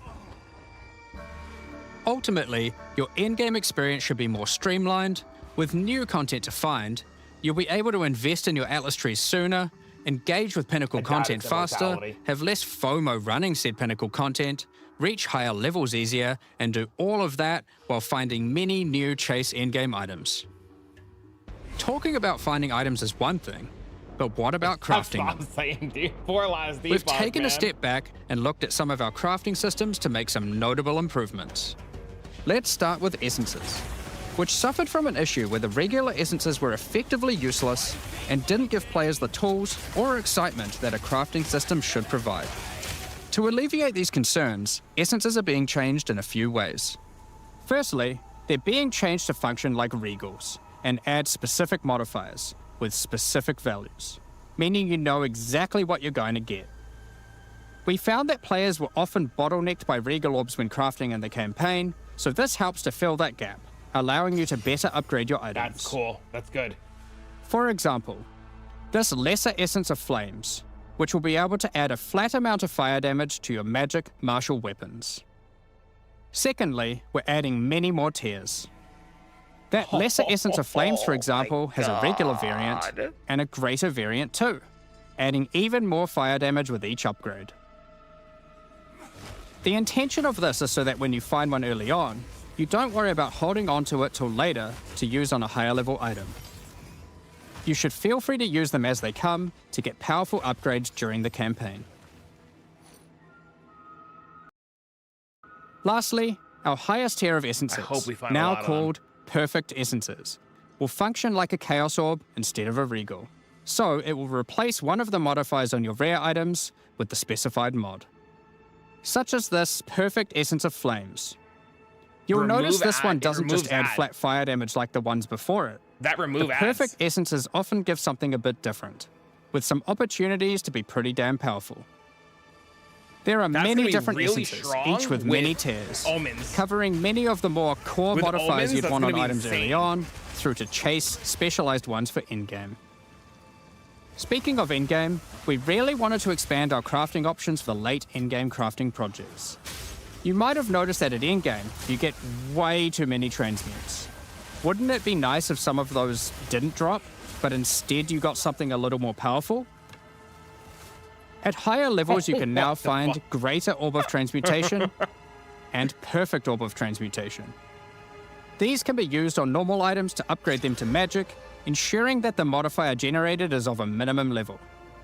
This is similar to how you find higher tier items on the ground, but for crafting. These higher tiers will also exist for Orb of Augmentation, Regal Orb, Exalted Orb, No. and Chaos Orb, meaning you can get all of the orbs required to take your item from normal rarity to a fully completed rare with guaranteed high tier mods. That's insane. On top of these new core crafting currencies, we wanted to make sure there are powerful crafting bases to use them on. Now in endgame, you can start to find exceptional items. These are items that drop at normal rarity That has 28% and are perfect quality. for your from-scratch crafting projects. That has 28% They can come quality with on it. extra quality, up to 30%, or an additional socket to use your crafting socketables in. And yes, they can be corrupted for yet another socket. You can also get exceptional unique items. To add even further to your crafting arsenal, we've added a whole suite of new Oh my omens to God. ritual content, and removed some of the more unimpactful ones that weren't being used. Some of the new omens include the Omen of the Ancients, which will cause your next Orb of Chance to not destroy the item, but generate a random unique of the same class. That's new. Or the Omen that of new? What is that? Sanctification, which is my new favorite. This will cause your next Divine Orb used on a rare item to reroll the values of its modifiers, allowing it to exceed the normal minimum and maximum values, That's insane. raising the ceiling on the new most powerful rare items in the game. That's insane. This omen will also cause your item to become sanctified. Sanctified items cannot be crafted, just like corrupted ones, so consider carefully when you use this. 169 on the fizz roll. Another is the Omen of Chaotic Monsters, which will cause your next Chaos Orb to reroll all modifiers on a Waystone, allowing you to fix your maps if you get some modifiers that are not feasible for your build. Besides these examples, there is a huge variety of new omens for you to discover in your ritual encounters. I'm uninstalling POE 1. With the release of Act 4, course locks! notably taking place in the Kardori Archipelago, you'll be able to now find a new currency item, Henikora's Lock. Henikora, the Kardori goddess of death, has the power get of foresight locks! and is able to see many futures, including the outcome of your next craft. So, imbuing her lock onto an item gives you that same power too. For example, you'll know whether or not to use an Exalted Orb on your item, as you will know exactly what the outcome is. So, with all these new crafting improvements, it's safe to say you're going to be making some epic items, and not necessarily just ones for yourself. So Auction house? given that, it's time to talk about a Yes! massive one. Trade. Log in. It's finally here. The moment we've all Yes! been waiting for. Fully asynchronous trade. Oh, thank God. Over the years, the way players trade with each other in Path of Exile 1 has morphed from using the forums, through to the in-game chat, all the way through to using the website. These systems, in all their iterations, work for a while, but with each iteration, new problems eventually reveal themselves. Be it requiring you to be in your hideout too much instead of out there killing monsters, or never getting responses from people who are either Dude, all AFK this all or for just one can't be hour. bothered. In order to finally solve this, and this has been a long time coming, we're adding a new system that allows you to buy items from other players without requiring the seller to be present. They can continue farming, killing monsters, AFK as they please, and can even be offline. That's amazing. With the introduction of King's March in Act 4, you will encounter Ange, assistant to Rog in the Meridian Free Traders Company. Over the last 2 decades or so, since Path of Exile 1's storyline, Faustus has handed down his knowledge and expertise to Ange, and she is now ready to take over his business. If you have a hideout unlocked already, you can immediately invite her there. If you don't have a hideout yet, you will need to acquire one. You can do this by completing a quest to defeat one of the bosses inhabiting an island in Act 4, allowing you then to take a slice of it for yourself, making it your new home and base of operations. Once invited to your hideout, she will now serve as operating your currency Manage exchange, shop. but also serve as the figurehead in your new trading empire. So, how does this new system work? In the existing trade system, you would list items for sale in premium stash tabs. And then when someone wanted one, you'd have to take it out for yourself and trade it to them. Now, instead of using those, you can give your items to Ange so she can sell them for you. Each item must have a price set. Don't tell me you have to buy more The tabs, prices though. are set using in-game currency items, such as Exalted Orbs or Chaos Orbs. Once a price is set, other players will be able to find the item by searching for it on the trade website. Once a desired item has been found, you can hit a button, which will instantly teleport your character in-game to their hideout. Then, you can immediately purchase the item, and while there, if you want, browse their other goods, in case there's a good deal someone else hasn't yet discovered. You'll notice that as a buyer, on top of the currency the seller set for the price, it also costs gold to purchase an item, as Ange has bills to pay after all. As a seller, you'll immediately receive a notification when an item of yours is sold, and can also see an effect above Ange in your hideout when she has unclaimed currency. Just go talk to her, claim your currency, and continue playing at your leisure. I'm gonna be so mad As if we have to many buy people stash tabs. already acquired premium stash tabs for the purpose of the trade system, we wanted to add a way for you to convert your existing tabs to merchants tabs, if you want. You can do that here, on the website, but only if you purchase those tabs Hey, look, before unlock the it. release of the third edict. To clarify, the existing trade system will remain fully intact, so your premium stash tabs will not lose any of their functionality. We just figured people might want to switch over to this new system. We expect a lot of feedback around this new system and are looking forward to trying it out with you. As we are not can't able to believe they test did it. internally with an entire, thriving economy, there will certainly be some kinks to work out.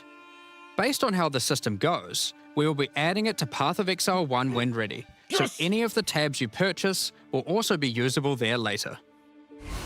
Next don't, up, you can we're convert your going old to be tabs. talking about our new supporter packs. You can convert your old tabs. Today, we're launching 2 new series of supporter packs, the Justice and Trathan Executioner packs.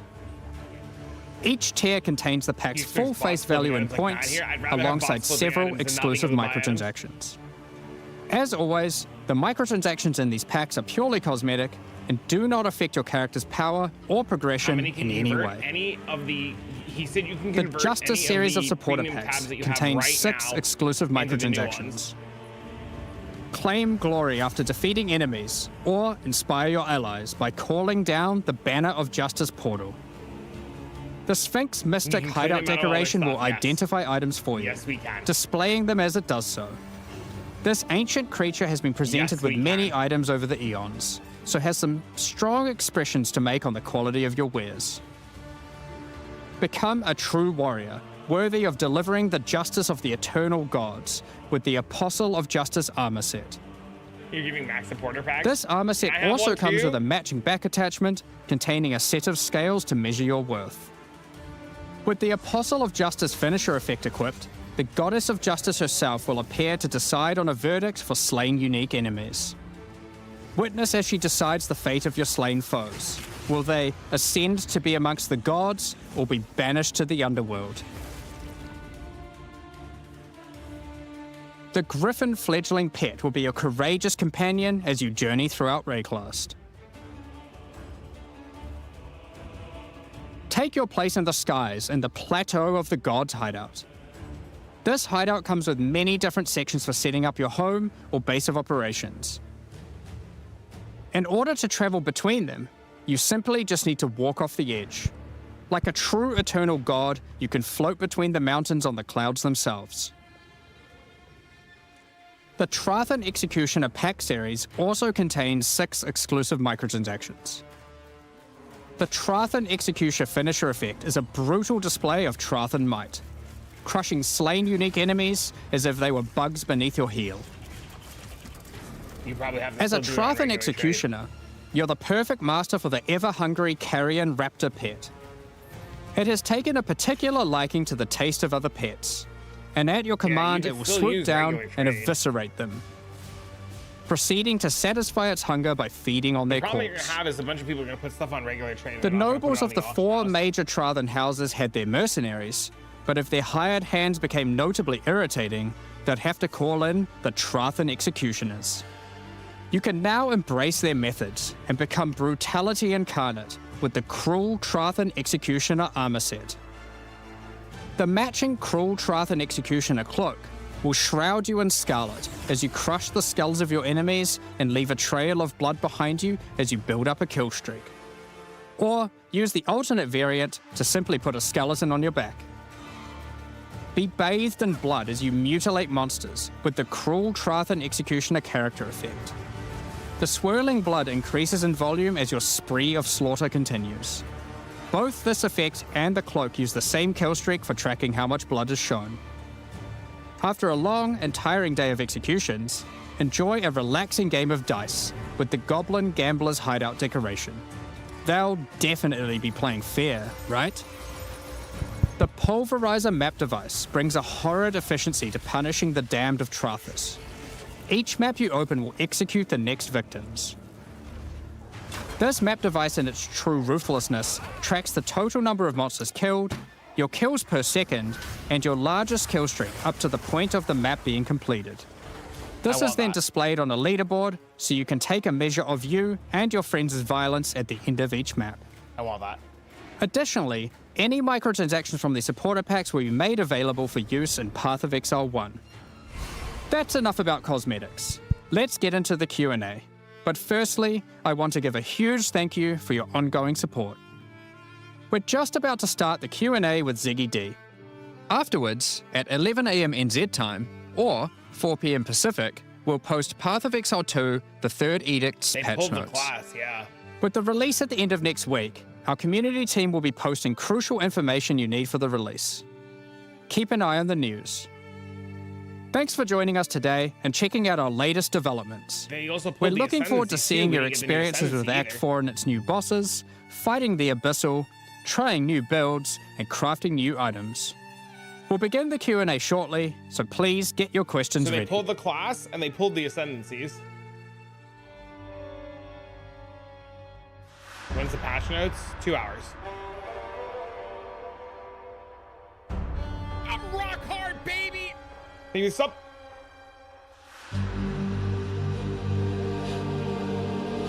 Two hours.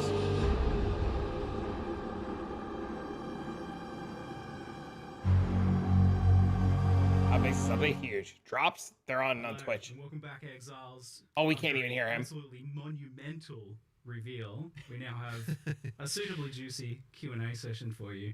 Probably like 2 hours or something. So grab a cuppa, grab a snack, and settle in. I'm joined once again by Jonathan and Mark to discuss. Okay, I need to AFK a second. A lot. The patch that had to fix all the things, right? That was the goal. I mean, we didn't quite get to literally everything, but we certainly managed to do a lot of things that we were very keen to do. Yeah, you guys were telling me that this was uniquely nerve-wracking for you because there was, I guess it felt like there was a lot of pressure on this one to fix everything. Absolutely. I mean, look, we've obviously got a lot to prove. We need to make sure that we're like that. Well, put it this way: I wouldn't want people to feel like we that we don't have answers to a lot of the things that people have been unhappy about. So we really tried to do as much as we could in one go to kind of do everything. As I said, didn't get to literally everything, but we got to quite a lot of it, and I'm thinking that people will be a lot happier with this release than they were with the last one. Yeah, I was pretty shocked to see how much was in this one, especially given that you've moved to this kind of like 4 and 2 cycle of you know, you just feels like you just released the Path of Exile 1 expansion, which also had a lot of pressure on it to be a big one as well. Yep. So yeah, I mean, it's certainly hard. I mean, look, the really hard part is, you know, having to make an act at the same time. Like that's a really huge commitment. So I'm certainly going to be happy once we finish the campaign because we're going to be back to normalcy again. But yeah, it's a like, you know, what it does do is it means that there's like a huge amount of content to draw from. There's obviously a huge amount for players who, you know, are not necessarily the in-game players as well, because you've got all of the, you know, the new campaign stuff. So it's like a pretty big deal for all that stuff. But it also meant we could take a bunch of that stuff and move it into the end game too. So the end game kind of sees a big expansion as well. So yeah, it's been quite a good one. Yeah, I remember early on we had the process. Actually, we just literally grabbed my whiteboard in my office and we just wrote down every single problem. Yeah. And I'd say it's not a strategy we've done to this degree, this methodically before. Right. We were like, okay, we have to solve everything on this whiteboard. Yep. Literally made a tier list up there. Yeah, like, this is T1, this is T2. We like, actually fully of every problem. And, Yeah, there were things in there like, performance and things that aren't necessarily the actual, game content. I mean, the very one at the top of the list was, campaign is a slog, right? Like, that was the one that we were like, we got to solve that. So, things like that were just like, because we're really trying to be honest about, like, here are the real issues. And the reason it ends up being a bit nerve-wracking is because we had a goal to fix all of it. And we didn't get to fix. We aren't fixing literally everything. We're fixing almost, a lot. And I'm sure a few new problems introduced here and there. However, obviously, as we're watching Twitch chat, there was a huge amount of stuff about towers. We had a plan; it was on the list. It just unfortunately we couldn't get time to sort it. So that's one of it's probably the notable one, I would say. Yeah, so we'll kind of discuss around your vision and stuff for Endgame soon as well, so that you can give people some reassurance about like where you want to go with that. But we should also mention just the other elephant in the room, or the lack of the elephant in the room, with the druid. No elephant form, but the joke kind of works. So it seemed that druid has been uniquely challenging to get shipped. It's been something you've been working on for a while now, and just getting it right. What has been the challenge with druid and getting it out? Well, I mean, okay, so we started believing that we were going to have druid in this version. And that was the case for at least 2 months of the 4 months of development that we were that we had here. And obviously, like, a bunch of work had gone on before that as well. But at some point, we realized, like, that we don't want to have the mistake that we effectively had with 020, where like we put a huge amount of effort into the class and then we didn't get time to fix like all of the concerns that people had outside of that, right? Because obviously the same resources go into making a new class as go into balancing the old ones and making all that stuff, right? So if we don't have the balance in like a good place, it kind of feels a bit bad to like be throwing in a class that's kind of effectively disrupting that. So then what that meant was at some point we're like, okay, since we don't believe we can get both the class and all these other balance changes we want to make in at the same time, it's actually better to cut the class and then have the balance changes instead. So that's what we ended up doing, and obviously it was like a really hard thing to cut because obviously like you're going to have another one without a class, like it feels really terrible. But we've got the philosophy now of like we have to make sure that we're in the release month that we say we're going to be in. So therefore something had to go, and unfortunately that was it. But it means we've obviously got a huge head start for when we actually do it next time. And I mean, look, there was so much stuff that was cut, like even as large as it is, like there's like ascendancies and all sorts of stuff that was gonna be there, and we'll get to it. But more important to just make sure that people are happy with the stuff that's in, and make sure all those changes are great, and make sure obviously you've got answers for stuff, right? I imagine for druid it's a big part of it's just the fact that the shapeshifting, getting it looking and feeling right, I mean, it's a huge deal. It's hard. Like there's so much animation stuff that has to go into making each form feel right. So but we'll get there. Like I don't think we're that far away from it now. So it's just a question of prioritization. Yeah, it seems like is probably the hardest class of all. Then might be. Yeah. I think it will be. Yeah. You're getting a bit more ambitious as you go with each class. That is true. That is true. Every class is a step up from the last in terms of that. Yeah. Yes. So I guess on that note, do you have a vision for who's next after druid, or is it kind of a race between them to see who ends up feeling well, I've always said that it would be criminal to go into full release without having swords. So that's that's kind of a pretty clear. It's a little bit criminal to get this far without. Yeah, to be honest, it is. Yeah. So I'd say that would be weird when you think about it. It's real weird. It's real weird. So that would be an obvious candidate. Is making sure that we've got that. People can infer from that some sort of duelist or something, most likely being the sword one. Yeah, and as you said, the ascendancies are just kind of the same boat as you weren't satisfied with where they were at to be able to get those in. So that's the things you missed, but that's like the list of the things you missed. That and doing something with towers. So now we can talk about kind of what you have done. We'll jump into Endgame first, since I know the towers and stuff have been a hot topic for people. So we'll talk about the Endgame. This wasn't ostensibly supposed to be an Endgame update, from what you were telling me, but it still seems like a pretty big Endgame update in the end. Yeah, I mean, well, part of that is because we obviously get all the content that we produced for the campaign. We get to make all the Endgame versions of that. Yeah. That obviously adds quite a lot, but we did want to make sure that we weren't just being like, okay, so we're adding a bunch of bosses. Like, we wanted to make sure that the more epic ones that we added to the campaign have some new mechanic for them on the Atlas as well. So that's where we had those various mechanics with, like the sandstorm and that kind of stuff. Yeah. Like, those kind of like Atlas events. And it really does contribute to the feeling of exploration to have more of that stuff. And then, of course, once you've got that, you start getting into, okay, well, what rewards is it going to drop? Then we started to think we need a new category of rewards that these things can have. And that's, we started to think about the lineage supports and that kind of stuff. So it just ended up kind of adding up to quite a bit in the end. But it isn't like kind of like the big end game change that we wanted to do. Like, we had a design for that, but we just kind of haven't quite got to it. So, but it still ends up being quite a lot. And one of the big things that it also, I think, will help bridge is the kind of mid-end game part, like that's still a problem that we want to improve, but like it adds quite a lot there, because you're seeing that stuff on the Atlas a bit earlier. What's the problem there as you identify it? I mean, you've got this issue where effectively, and we are doing some stuff to address this, but effectively you've got like the pinnacles at the end, and you've got like obviously when you start you've got a bunch of content, but it doesn't feel like there's those kind of mid-end game goals that you can easily achieve. That's kind of the issue that we're trying to solve. And just a lack of direction, right? Right. I think there's not enough like really guiding you. Like, the narrative kind of falls apart there, right? Because it's just like open world, and you want a bit more of telling you where to go, what to do, have those goals where you're like, I want to do this next and this next, as opposed to like, I could do this or this or this. It's nice to have those, but it's nice to also have the things kind of directing you as to like, this is exactly what I want to do. The boss I want to get to. So there's kind of just a big gap there. We want to add a whole bunch of stuff in the middle there. We have a huge plan, but again, it's like, we need to you got this working on a campaign, you've got working on the end game, and you've got all these, like, how do you juggle all of these things? It is brutally difficult, and you end up having to think. So I would expect, next expansion to be way more end game centric in terms of fixing all of this, because it was on the whiteboard. But we did do some stuff with what we had. So like that splinter change, I think, is going to be quite a big one. Like, it doesn't look like much from what we showed, but what it does mean is that you've got pinnacle fights earlier in your in the experience, and of course you've got the thing where we're making it make more sense with regard to the difficulty, the access to the different difficulties, by having it so that it's cheaper to get to the lower tier ones. So that helps quite a lot, and I think that'll improve things quite a lot even just from that. So and of course you got the league now in Endgame as well. And of course there's a league there too. The Wisps were Wisps, sure. Wasn't really a league. It's kind of just like, not a full-fledged not what we've done mechanic. before. And a lot of people in POE 2 may not really even know what a league is. I mean, we kind of had it with Dawn of the Hunt, but having Abyss in every single area. There are Abyssal icons you can find on the map. You can't add them because they are in every area, the Abyss. So, and you have, different the waystone crafting and stuff like that. So there's a lot of endgame just added by the league's existence as well. Plus a lot more combination of the league mechanic with other mechanics as well, which is something that I'm always keen for with leagues, is like have a bit more interaction.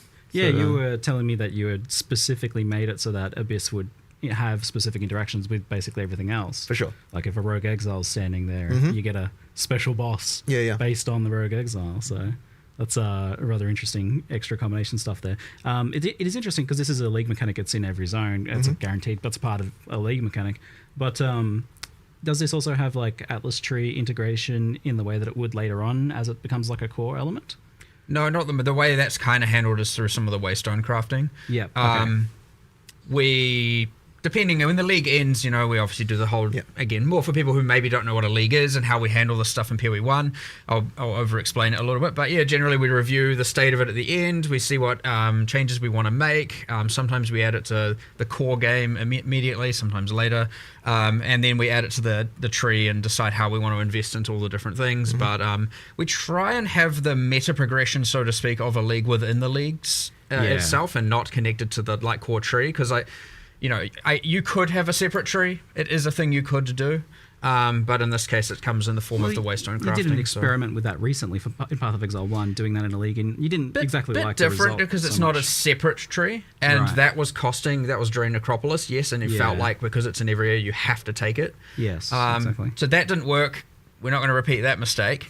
It could be a separate tree, but we just did it through the Waystone crafting stuff instead, and you can invest in the Abyss and juice the Abyss that way. I mean, we'll see how we fold it all in as we go into the 100%. 040 though. Like that'll be an interesting one. All right. Well, one of the kind of like, I guess, endgame issues that I've identified in the past was kind of how the Atlas trees worked and progressed and what they afforded. And it felt very top heavy. Like you had to beat the boss to get points to just scale. Well, the that's boss what I'm talking difficulty. about with the lack of mid-game stuff, right? Yeah, exactly. So that's changed now, though. Like the league mechanics don't scale difficulty of bosses at all. They're just about what the content is in maps. Yeah, right? and you get the points way earlier. So, in fact, you even... Some of them, we made some changes to that actually as well since last night, and thus it wasn't in the live stream accurately. Right now. It was talking about how you have to complete specific objectives like killing the Delirium boss and whatnot to get your points. It's actually just now you follow the quest line, and there's a point in where you get the tablet, which is after you find the league and you kill the, just do a Delirium, you successfully go back and get a tablet. You're also going to get the first 2 points there.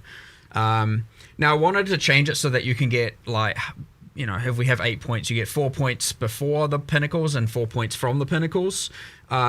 Right now it's 2 and 6. We're still looking at this just because we made a change last night. There's a good chance we might end up, adapting this a little bit more.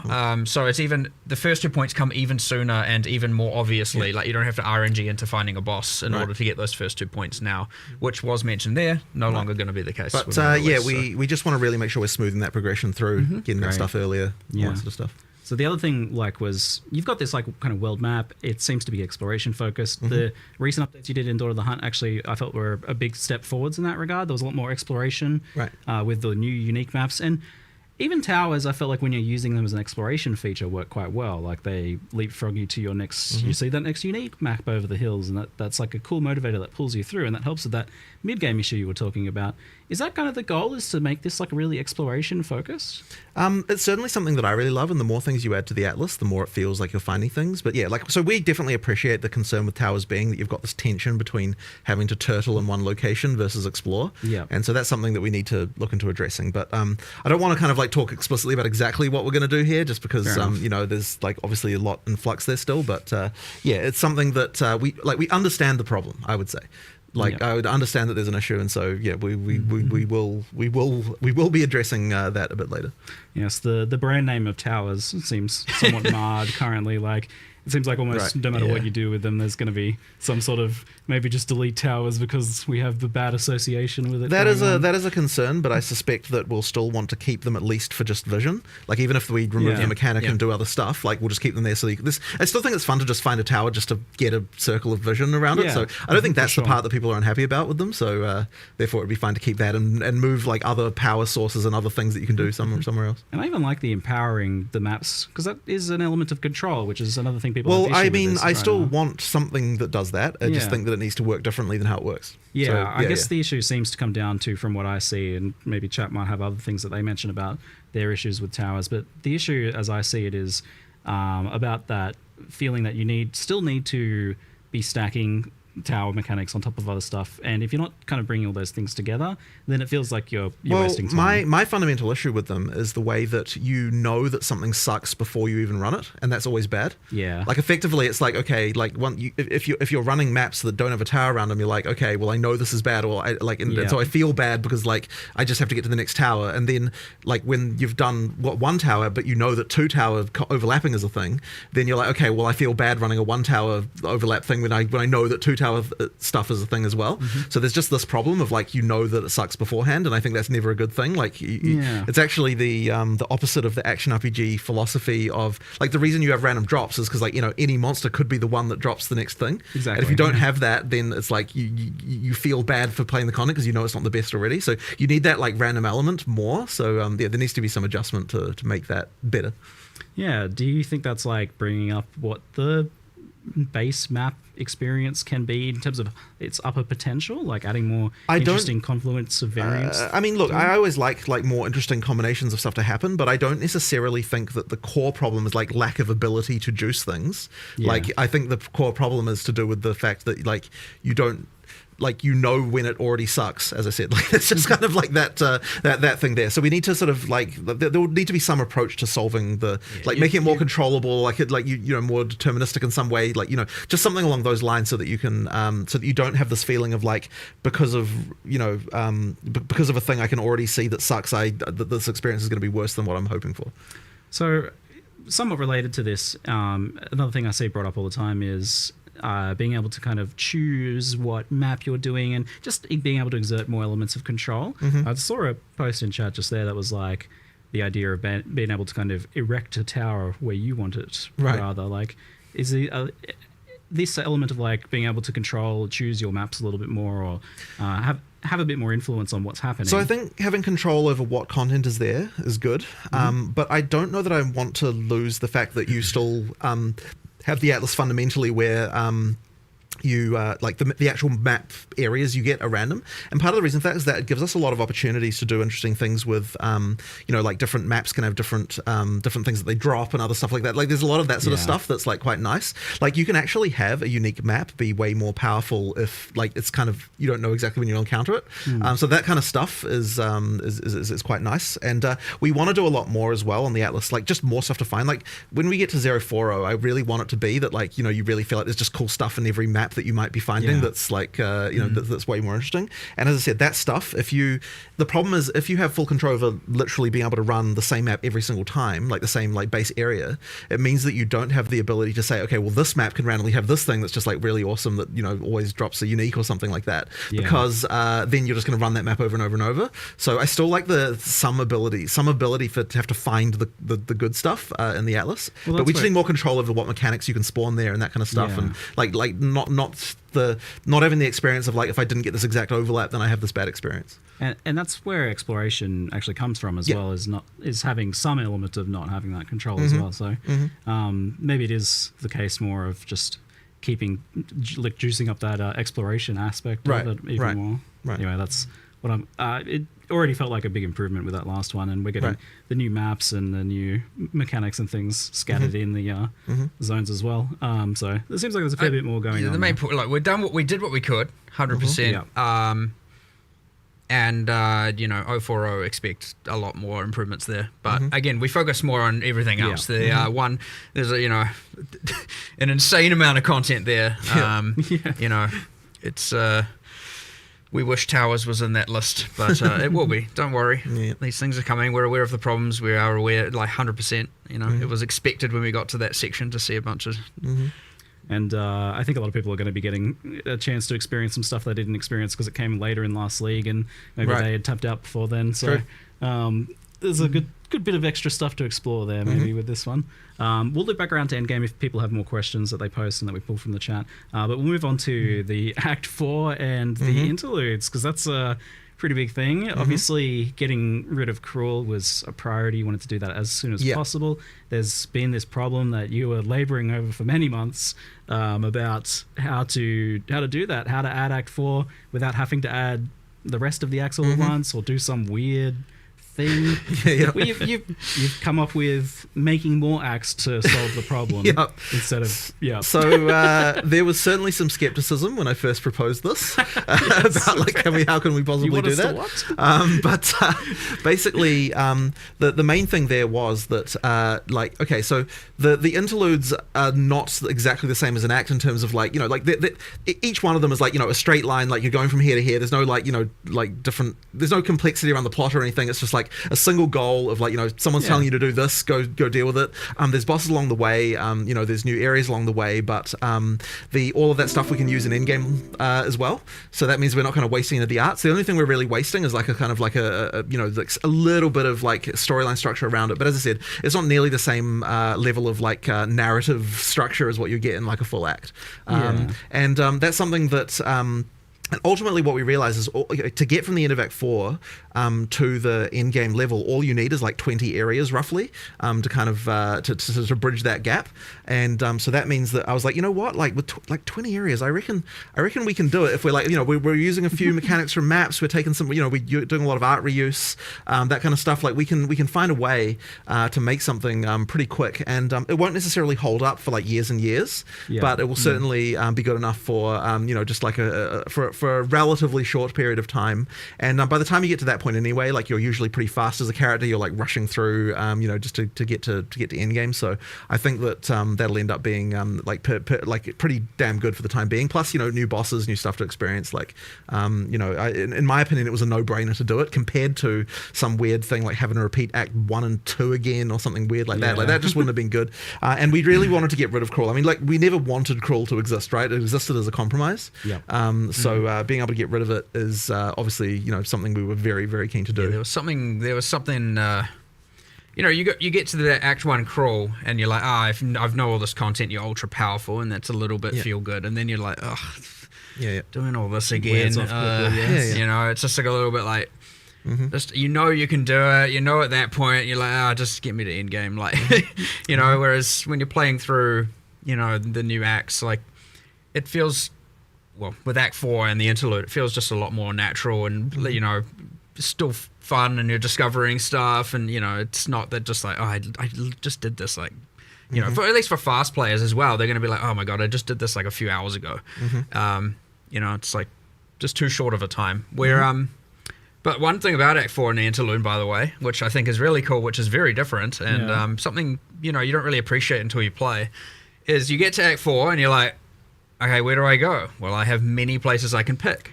I mean, Jonathan was talking about how, they're kind of interludes are kind of straight lines, but there's three of them. But there's three of them. You can do them in any order. There's a choice immediately there, right? You can do those in any order? Yep, you do them in any order. You can do them in any order. When you complete one or partially complete one, it levels up the other two. They always stay, ahead, and they bridge the gap, so you can do them in whatever order you want. It'll be interesting to see the speedrunning strategies, because like there's different bonuses available. Like the Spirit Draft comes from one. Yeah. Okay.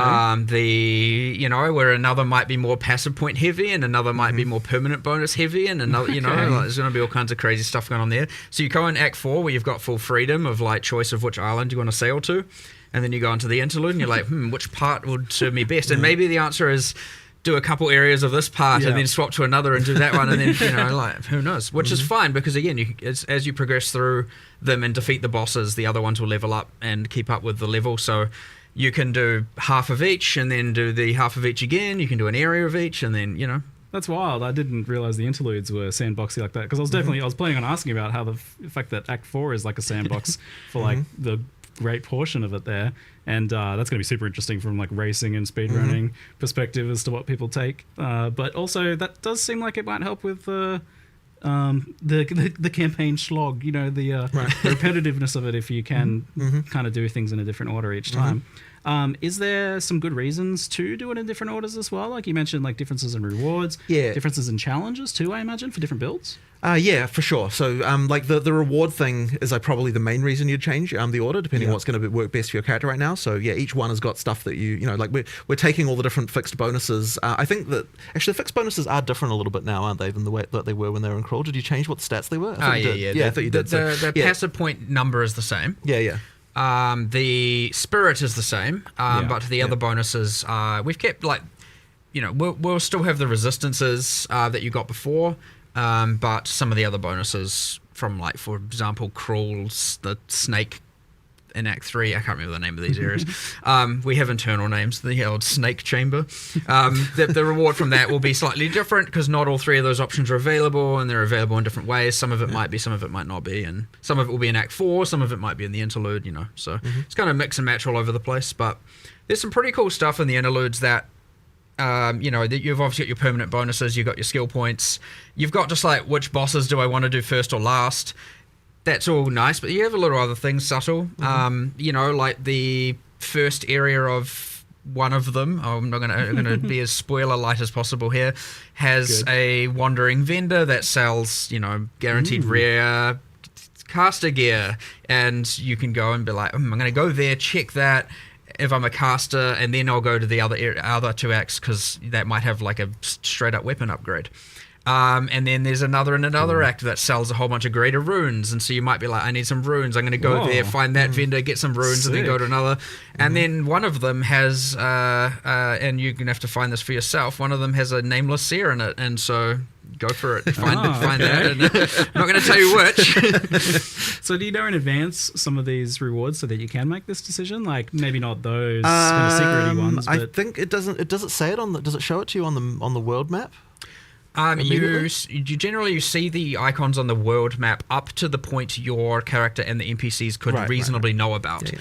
Okay. So it depends on the act a little bit. In some cases, it's like no humans have been there, so you can't know until you've opened it, and then it will, or until you have been told about it or know about it or advanced the quest, and now you see all the icons. So.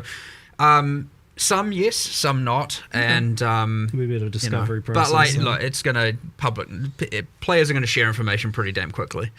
But yeah, it's actually quite fun having all this different choice and different axes, and we haven't had this level of like, sure, you've got Path of Exile 1 Act 2 is go left or go right, and you got a little bit of that in like Act 8, but you don't.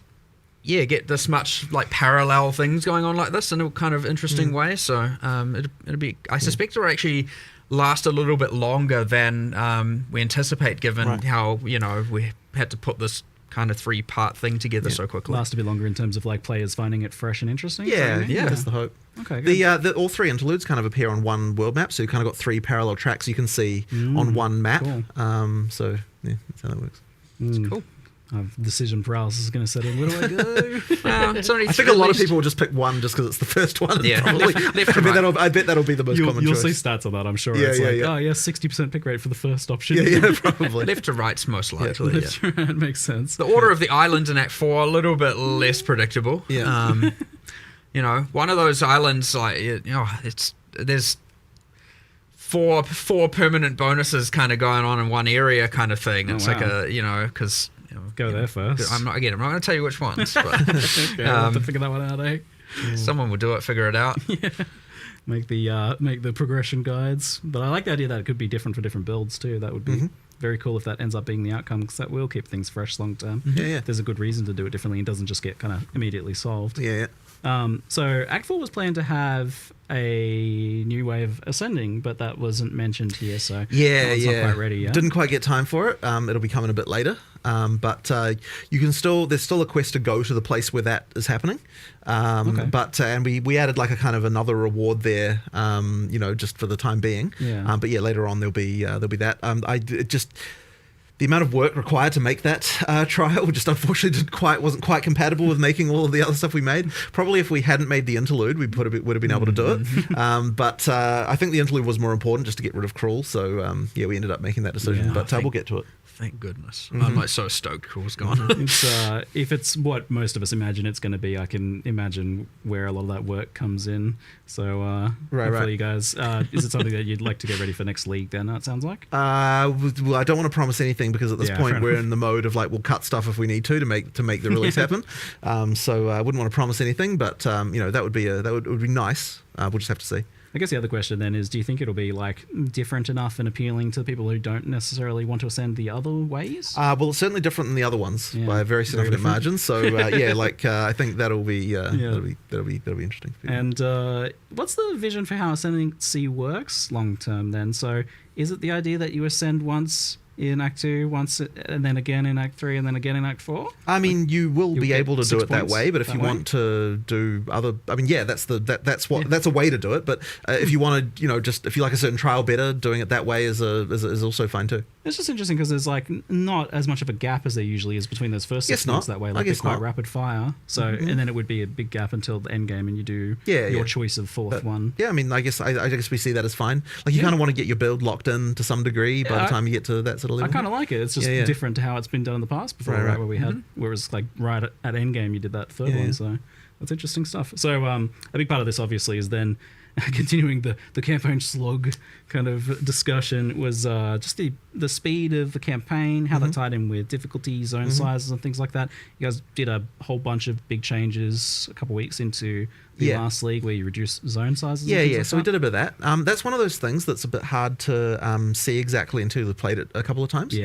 So I like, for example, right now, like the first time you play through Act 4, I doubt you'll be worried about zone size. Second time, then it might then start to realize like what places are too big and what places aren't. So there'll probably be a little bit of adjustment to that even as we do the first couple of patches in 030 as well, just because, like, as I said, it's actually a bit hard to appreciate until you've kind of played it a few times. But the sprint helps a lot. Like, sprint is a big deal as far as like changing how the game feels in this regard. So you know, if you're fast and you know how to use it well and that kind of stuff, you can motor quite a lot more than you were.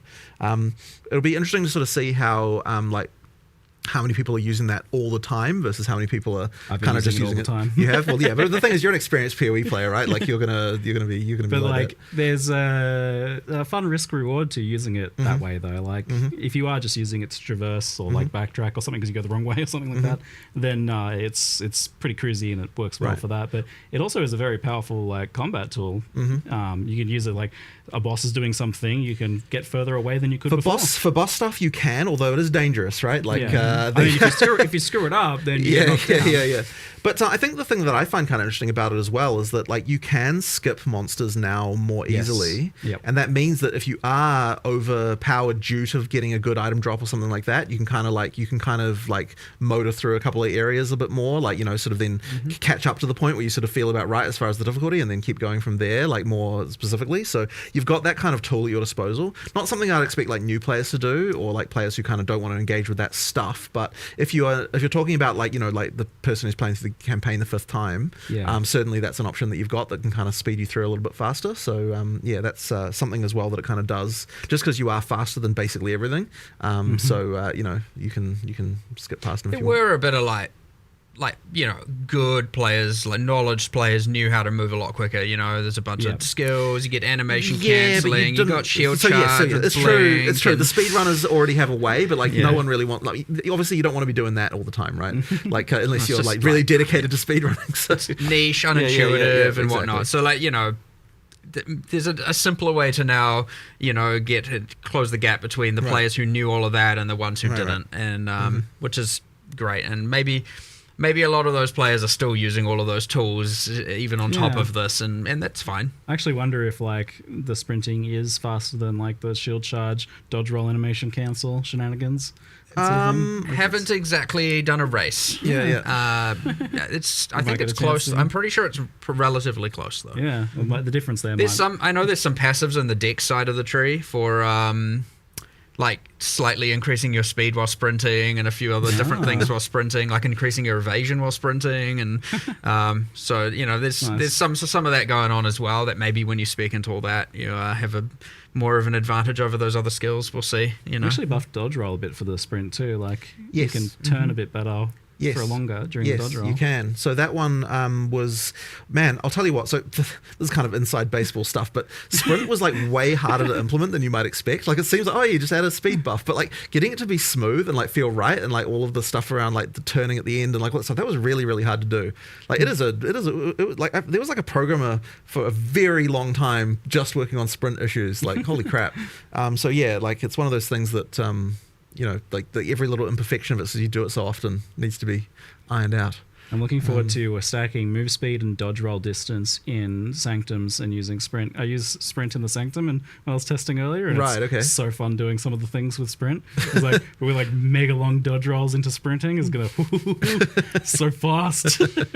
I mean, we've in general just improved mobility. We've improved and even outside of that, it's like talking about, you know, sprint, slog, fast, like there's more to it. There's you know, obviously dodge rolling has improved. The mercenary, like, slow while reloading, but also something like Jonathan and I both just randomly did one day, just logged in on live, we played mercenary, and we were both just like, what happened? What did we do? What has gone on here? Well, I this believe feels terrible. It was the 020 change that related to like contact points or something. There was something like that I think broke it. Because the thing is, it wasn't actually feeling like how it felt before we released.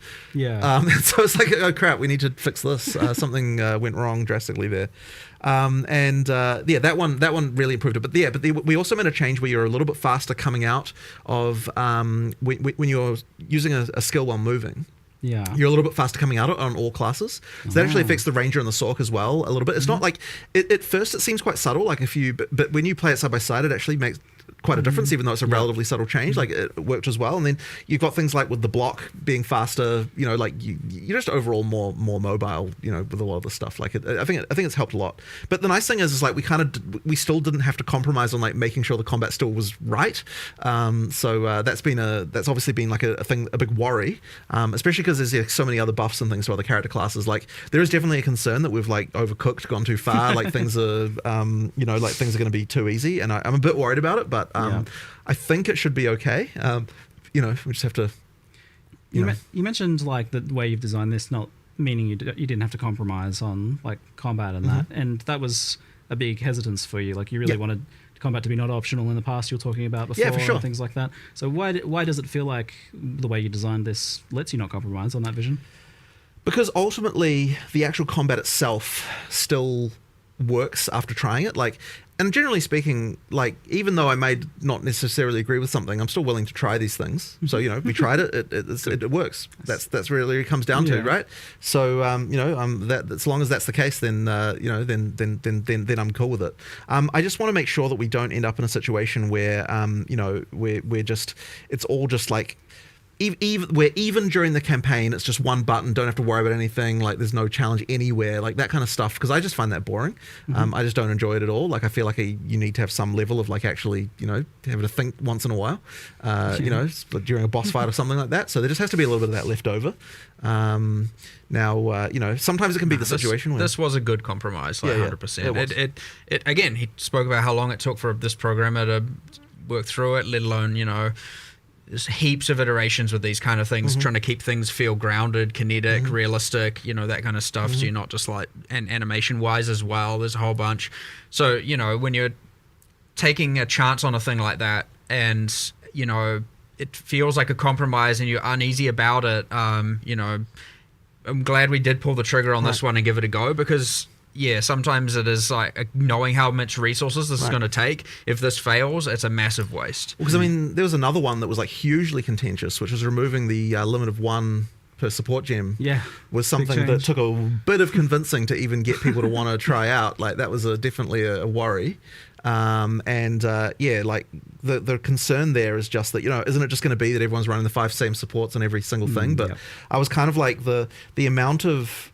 I think what we're losing over this is much worse than what we were gaining. You know, like it's something really important, and so I actually now that we've done that, I wouldn't have it any other way. I think it's really, really good change, and that one is, in my opinion, the most important change we're making in 030. I mean, obviously you got a bunch of content, but like in terms of like, you know, like what single thing is going to affect gameplay the most, like in terms of character builds and like build variety, that change is a huge one. So I'm really looking forward to seeing what people can do. I was skeptical when you showed me this change, because I was definitely in the camp of defending the decision of the 1 support limit for the logic of it making you think about how you build each skill differently, not just building every skill for damage, but rather like, okay, which of these damage dealing skills am I going to make more utility or do something else instead? But playing around with it feels like it kind of just lets you use it on 2 skills, like something like Fist of War. And that's just a really big improvement. Like that's a lot more fun having 2 Fist of War skills than 1. But like the skill design is nuanced enough and the supports themselves are nuanced enough that you do still seem like you end up with a lot of variety. It definitely works. Like it's funny because in the end, it feels like the concern that we had was more theoretical than it actually was real, and that's why it's really important to actually try these things. Like, and I would say that if the supports and skills were designed like how POE 1 was, then you totally would have ended up in exactly the place that we were worried about. But because there's a lot more going on with the way the skills, or just like there's a lot more thought being put into like the exact ways that skills interact in POE 2, you kind of end up being fine, and it just ends up being better. So I'm really glad we tried that one, because it's super important. Yeah, and it seems like lineage supports take over the role of this 1 gem a bit more. They do. So basically right at the end, you've got the thing where you can only have 1 of each lineage support per character, but that's kind of like, none of those are like... okay, so you know... Something like multiple projectiles or martial tempo, like these things are super important to kind of make skills even viable at endgame, whereas the lineage supports don't have that same thing. So we effectively get to keep a little bit of that like interesting decision stuff, but only right at the end when you're kind of at the top end and you're thinking about like hyper optimizing specific stuff or like with interesting mechanics. So we still get to retain a little bit of that there.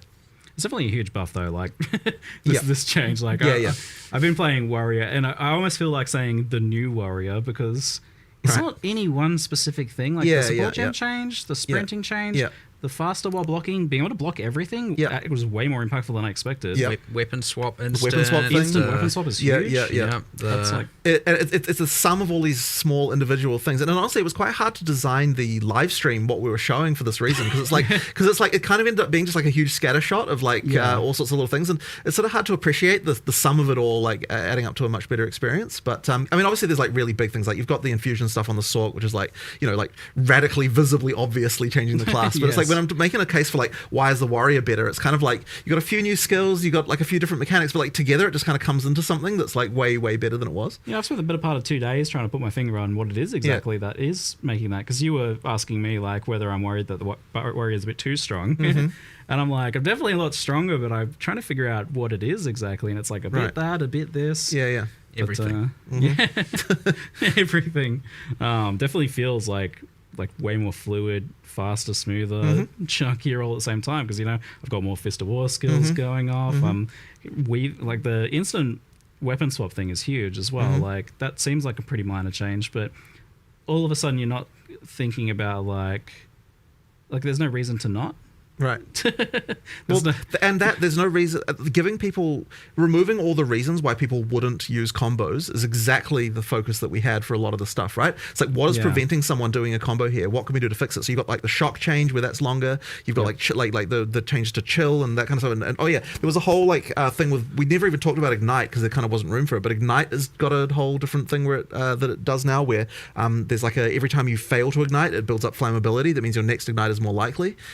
So there's like that. There's like a bunch of changes just all through like the places, just these little things that tweak stuff. One of the ones I know is actually really big is the thing with the curse and the what do you call them? The thing that lowers resistances. What the hell? Exposure. Yeah. So exposures, right? Like it seems so tiny. Like, oh, let's make it so that you don't have individual exposures for different elements. But it's like it actually changes the gameplay so significantly, because the moment that there's something that's going to add like 30% more damage in the case that it was before, that you don't have access to if you're going to use cross element. It's like you're never going to use cross element, right? You're never going to do it. So it's like really, really important to just remove every single barrier that's getting there, because we merged cast on shock, ignite, and freeze into single. We did. So gem. There's no more cast on shock anymore. It's cast on ailment for that reason as well, right? Exactly, right. So literally we're like, let's find every single reason that's going to stop you from wanting to be able to use multi-element builds and actually try to improve that, right? And guess what? You can still just play one element if you want. Yeah, you can, of course, right? but yet now if you're doing multi-element, there's just no reason anymore not to. I was so stoked looking at what you were doing with the elementals, because it feels for the first time it actually is like an elementalist. Like there is mixing of the elements. It's cool because that's a fundamental game design thing with action RPGs, is that it always at some point makes sense to focus in on one very specific thing because of scaling. And but it seems like you've gone a long way towards solving that issue. Well, I hope so, because we really tried to fix every single case we could see. Now there might be still some more, like you'll find there's some random mechanic that only works on one thing, and then people pick that and we're like, okay, we have to find and make sure that there's something that's going to attract you to every element and play it. I mean, look, part of the upgrades to the individual ailments also really helps, because it's giving you another reason. Like it isn't just that you've removed the things that were preventing you from like you want to both have I'm not specializing you because this mechanic works across different elements, but also you want to have like this element has something that you're going to want to use with other elements, right? So like buffing shock, for example, we're like, okay, like is there enough of a reason to weave lightning into a fire build, right? There wasn't enough of a reason. So by making shock better, it's like, well, then now there is a reason to use two things, but you also want the burn and you also might want the chill, and like making sure that all that stuff is powerful enough to actually tempt you to actually do it. Because like 8-second shock, and you even mentioned bigger magnitude shocks. A number of the skills have a bunch of shock effect on it. So effectively, if a skill is supposed to be for shocking, then that skill will have magnitude on it, because the idea is that we really want to make sure that it actually works. But so that kind of stuff. It's the same with the fire skills that are intended for burning as well. Like if something's intended for burning, it's going to have some kind of duration or something like that. So it's like you want to use that one, then you want to switch to something else while that's burning away and that kind of stuff. Yeah, because I always want to do that sort of thing, but you feel a bit silly because like it's just not enough. It just wasn't doing enough. Yeah, you should just like use your main skill instead. Yeah, You're wasting exactly. time. But like even like once again, you wrap back in the support changes where it's like, okay, like why would I want to use this other mechanic when I can't do this as fast or I can't do it as powerful as I could have been doing on something else that I've all in on. Yeah. Like it's like that as well was contributing. It's like the whole lot was just all a bit of a mess in that way. Yeah, and you mentioned the Ignite thing. I did want to clarify because I saw some questions about it in the chat. It builds up now. So like, if you don't Ignite, you get 50% of the Ignite, and then the next failed Ignite will. It's called flammability since we no longer have the curse. Right. And as you build up more flammability on an enemy, the probability of an ignite occurring goes higher and higher and higher. And once the flammability is full, the ignite is deterministic. So if you miss an ignite, you at least contribute towards the next ignite being more likely, and eventually it is inevitable. But one of the other amazing things we got, which was huge from our perspective, is that the way that ground effects work now for the fire is that it has to build to 100% flammability and then it sets them on fire, which means that if you use a level 1 flame wall, it doesn't ignite shit anymore really easily. So that means we can actually add mechanics that trigger off ignites and do all that sort of stuff without it being a disaster. You don't have to worry about people being full degenerates with it. Exactly. So if you're using a high level flame wall, it'll set on fire real quick. But if you real quick. But if you're using a low level one, then it takes forever, so you won't do it anymore. Yeah, so, nice. It's finally a good solve for that, because that'd be I know it's been a bit of a disaster for a long time. But so now we can have ignite triggers and more supports around that and that kind of thing. And it lets it be more liberal with the power you can give out to that sort of thing. And just the consistency has been a pain for any Ignite builds for a while now. So that's just going to be actually consistent now. Yeah. So that's really good news. And I saw that freeze was getting a lot better too. The same idea of like any freeze skill. So the freeze skill, for that one, we didn't, I believe we didn't change the sort of base freeze balance exactly. It was more that freezing skills just have more freeze going on. Yep. And then there was also the other change, which I guess we didn't even cover really, which is that anything that consumes, we'd use the word poise, but basically what that means is that anything that's like harder to apply to a boss, if the mechanic is harder to apply to a boss, then we want to increase the reward for doing it on bosses. So then we've got like an extra damage versus unique monsters, like kind of in quite a lot of places and different skills now, because once again, if you freeze a boss, it's way harder to freeze than it would be a regular monster. We want to make sure that the payoff for that, for utilizing it, is now much more chunky. And this was substantial enough that you could actually see it in the footage. Like you saw the boss getting chunked from those shots in the footage compared to like the regular attacks. But there were other ones as well, right? Like so with the armor break, for example, it's like you weren't really incentivized to consume armor break on bosses. So the way we solved that particular one was like, okay, if you're an armor break consumer, rather than consuming the armor break, we're going to upgrade the armor break to a new state, like a new higher, like a level buff that's going to do something different. Like in the case in the case of Sunday, you're like upgrading from plus 20% to plus 40%, but then it also refreshes the duration, and then so effectively you're more incentivized to do this, and then because it actually extends it now. So that's like another thing where like let's actually make this combo work. The high velocity rounds one is very good. Yes, pretty crazy. It's so that's crazy, it takes your armor break into, I don't remember the name, let's say T2 armor break. Shattered armor. But it's then for the next however long the duration is, 5% of the, I think of it like a kind of infinite impale. 5% of the damage dealt by the high velocity rounds is dealt on every single hit for the rest of the duration. And that means every single pellet of a shotgun is doing a percentage and every, of the high fragmentation rounds is 10 hits. And then the consumed days on Monk is the exact same thing. So if you do the days vaulting impact, and then you have, if you have staggering palm up in a temper spell and you do whirling assault, you're doing all the whirling assault hits, all the projectile hits from staggering palm, all the temper spell hits, each of which are doing a percentage of the vaulting impacts thing on hit, and you just melt things. So juicy. I saw Days was like instant application too. Yes. Well, that one was kind of worthless before, so we're like, let's just make it actually work. This idea of like buffs that get escalated into tier 2 buffs is like a kind of cool concept. I like that one. And the other funny thing about it that's like less obvious but really good from our perspective is that it means you can't repeat the combo piece immediately either, because once you've upgraded the armor break, it's extended the armor break, which means that you can't just reapply the armor break immediately again either. You have to do something else. So it actually kind of generates that rotation kind of naturally, which is kind of a nice one. It's chunkier and it feels like you're not an idiot for doing it. Right, exactly. Before it's like, why would I want to remove their broken armor and make them tankier again?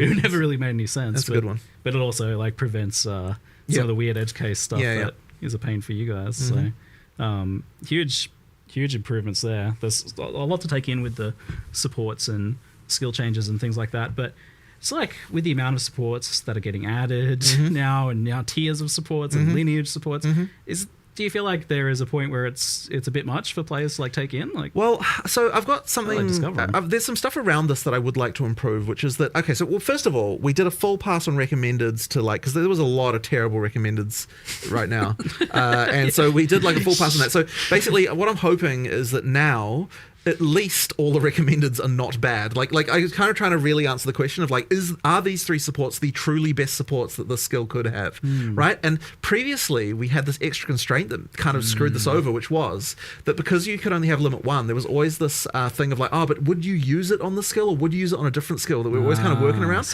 Now we can just be like, what are the 3 best options, right? With no other constraints, right? And so that means that like that immediately makes it easier for us. But I think the other issue is that what it was, the whole like, there's too many supports thing, part of it was because since the recommendeds were bad, you kind of had to go to that other screen where you've got all this other stuff. It's like, if you actually rely on the recommendeds to be good, it's like it doesn't, the fact there's a bunch of supports doesn't kind of matter as much. I remember we had a ranger with the 10 skills, 50 supports, and it was 2 out of 50 were recommended, I think, for the skills they were on. I'm like, yeah, it's a bad sign, right? And so if that's a bad sign, if your in-game ranger is that, it means that if the player who's following the guide that we have given them is not only not being rewarded, they're being punished because we're making them make wrong decisions. Yeah. So I'm sure there'll still be a few that are incorrect on there, but like hopefully it should be way better. And the other thing as well as I'd really like to do is I think that we might want to get into starting to recommend more stuff, or maybe even like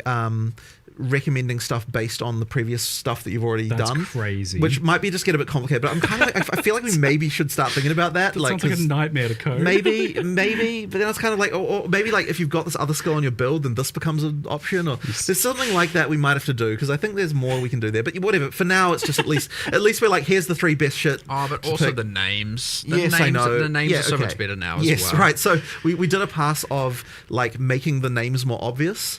Like, because there was a lot of supports that just kind of weren't like search for there's this thing that does a thing. I don't. What is it called? God, I don't know. Yeah. You're just, I don't know. Impossible. Whatever. Yeah. Google it. Yeah. Like, there's something that does an explosion with armor, but what's it called? Well, that one should be obvious, I think. But armor explosion. Yeah. Yes. But yeah, that's what it needs to be like. No, I'm pretty sure it is called that now. Yeah, good. But yeah, I remember just being like, if I'm struggling with this, so many people must be struggling with this. Like I remember we went to build Execrate or whatever.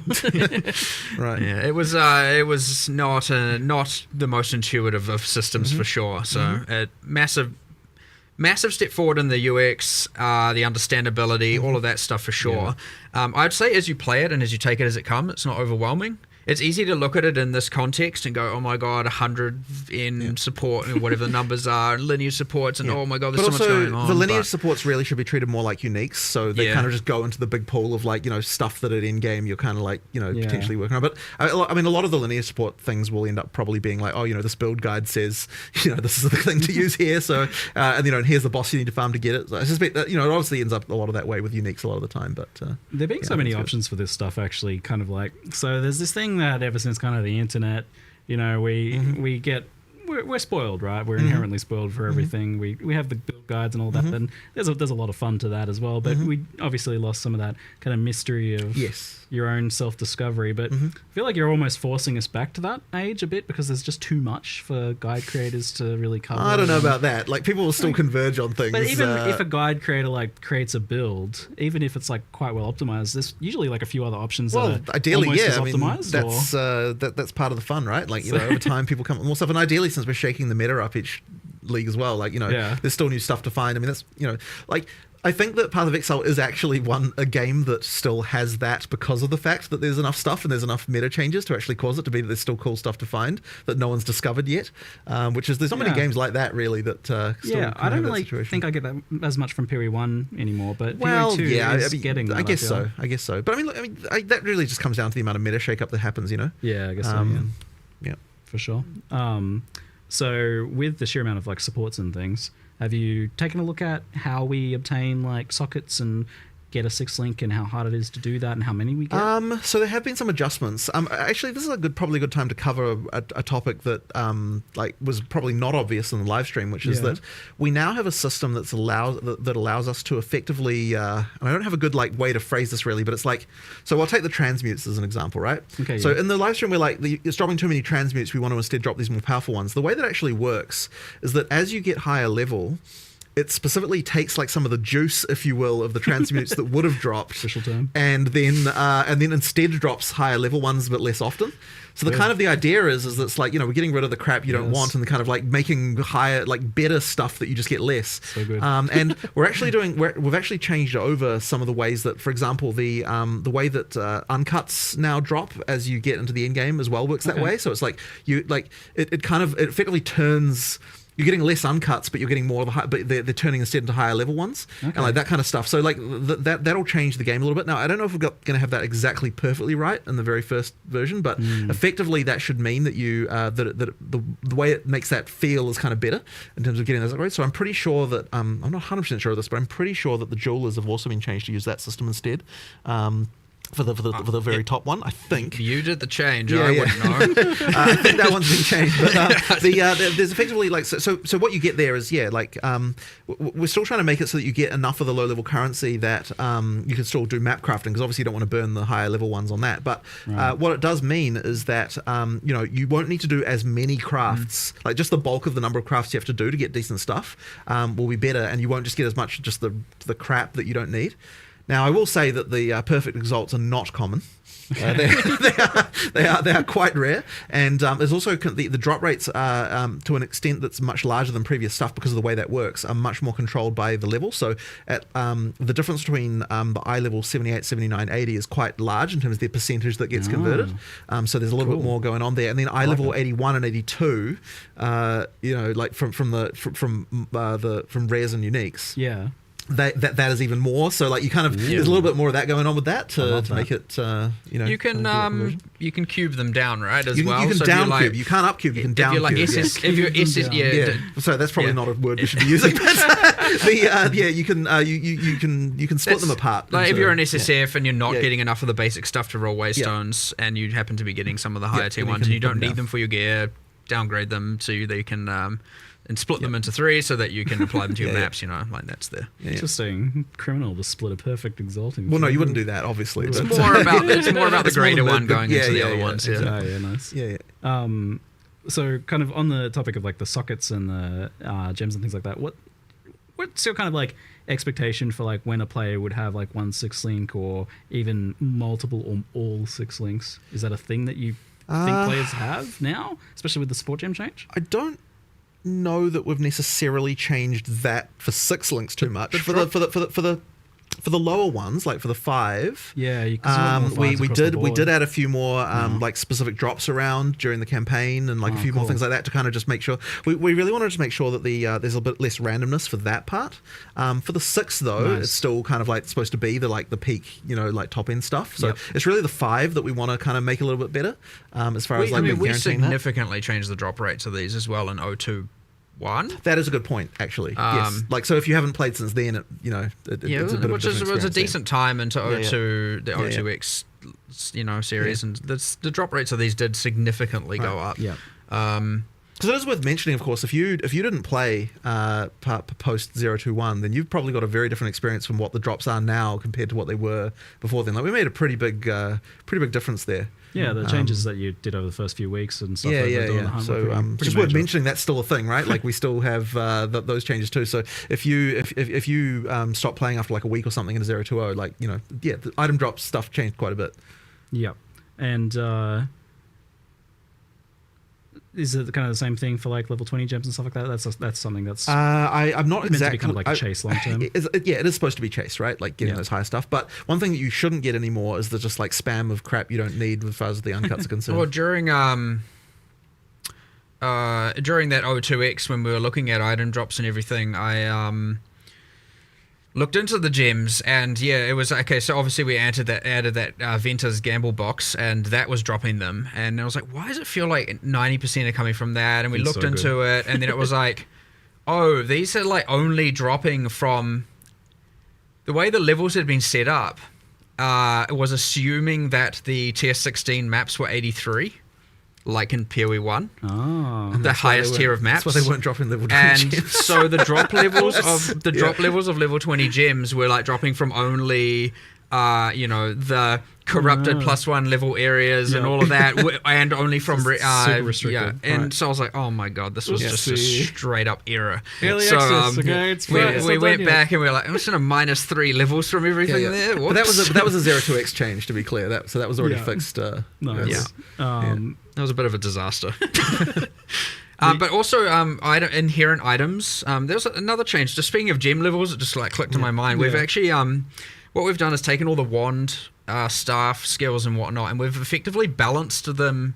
Because the idea is you find your, like, let's say your volatile dead wand.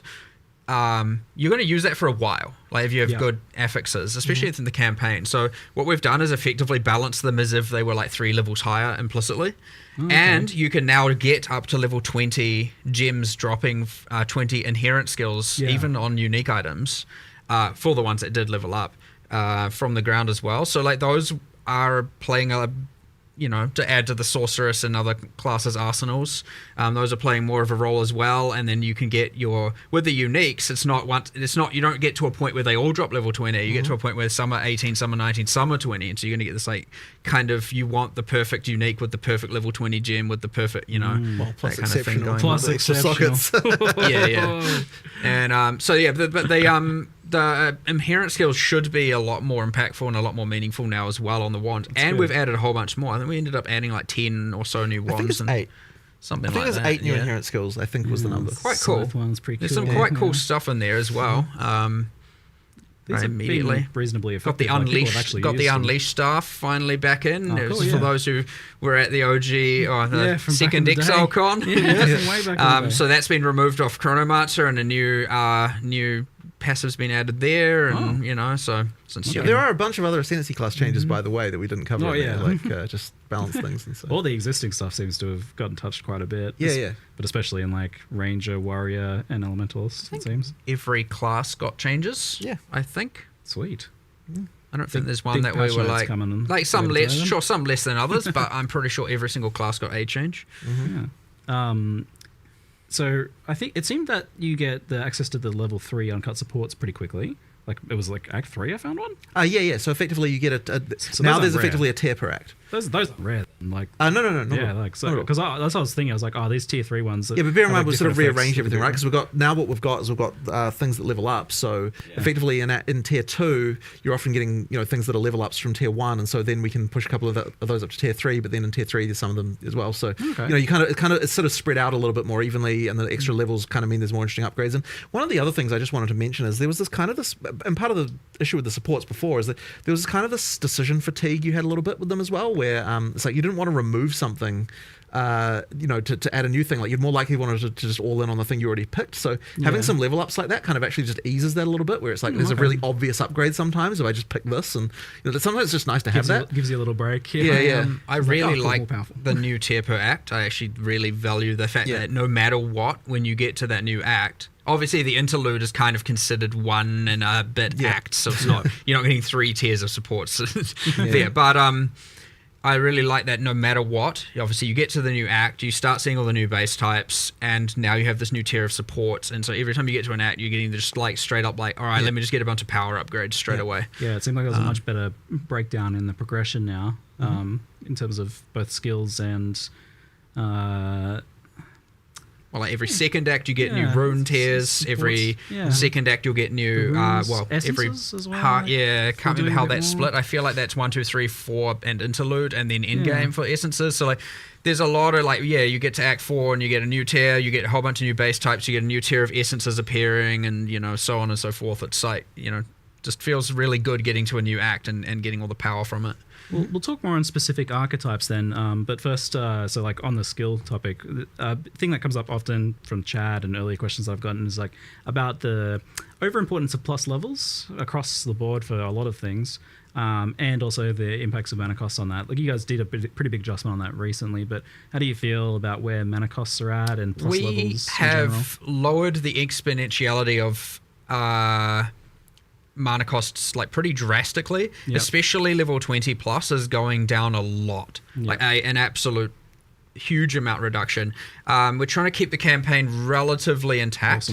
There's another, you were talking about the importance of plus levels. Like one of the reasons for this is that a lot of endgame builds especially ended up using something that was using flat damage and thus scaled strictly from gem levels and not from your weapon's damage itself. And as a result, what a lot of people were using was, oh, what's this magic weapon with just plus whatever the number is, 7 or We've something. we've actually changed quite a lot more things to be weapon-based scaling around the place. Obviously not on the sword. What's but- kind of like an example about that? Like, what sort of I things mean, would be like changed? I mean, everything Yeah. that was flat damage, all those unarmed skills, all the obviously a different, Right, yeah. with hollow palm gives you damage a different way. Yep. But with shockwave totem, all of the stuff, we're just generally going like, nah, we just want weapons to matter, and this whole just using a single affixed weapon at the end is.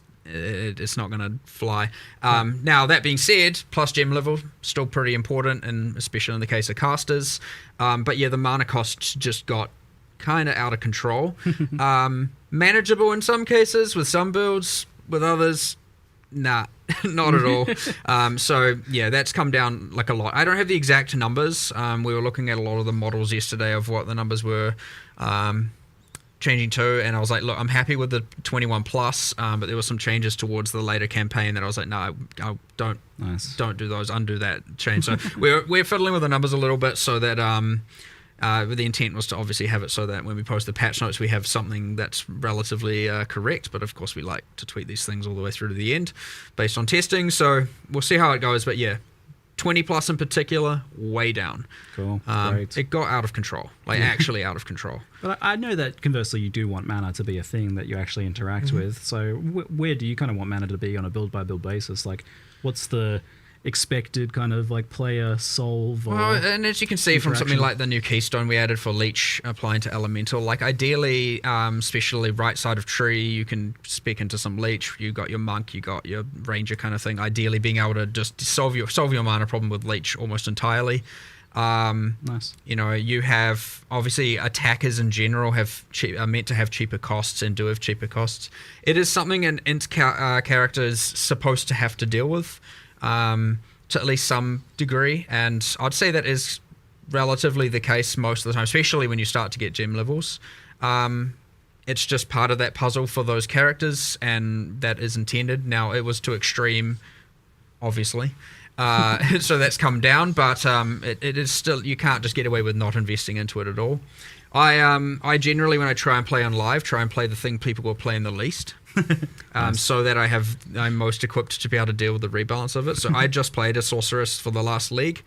I actually enjoyed the solving the mana thing, but yes, then once you have your plus, I can't remember all the values, 6 on your wand and 3 on your amulet and all of that stuff, you're just like, oh my, this is insane.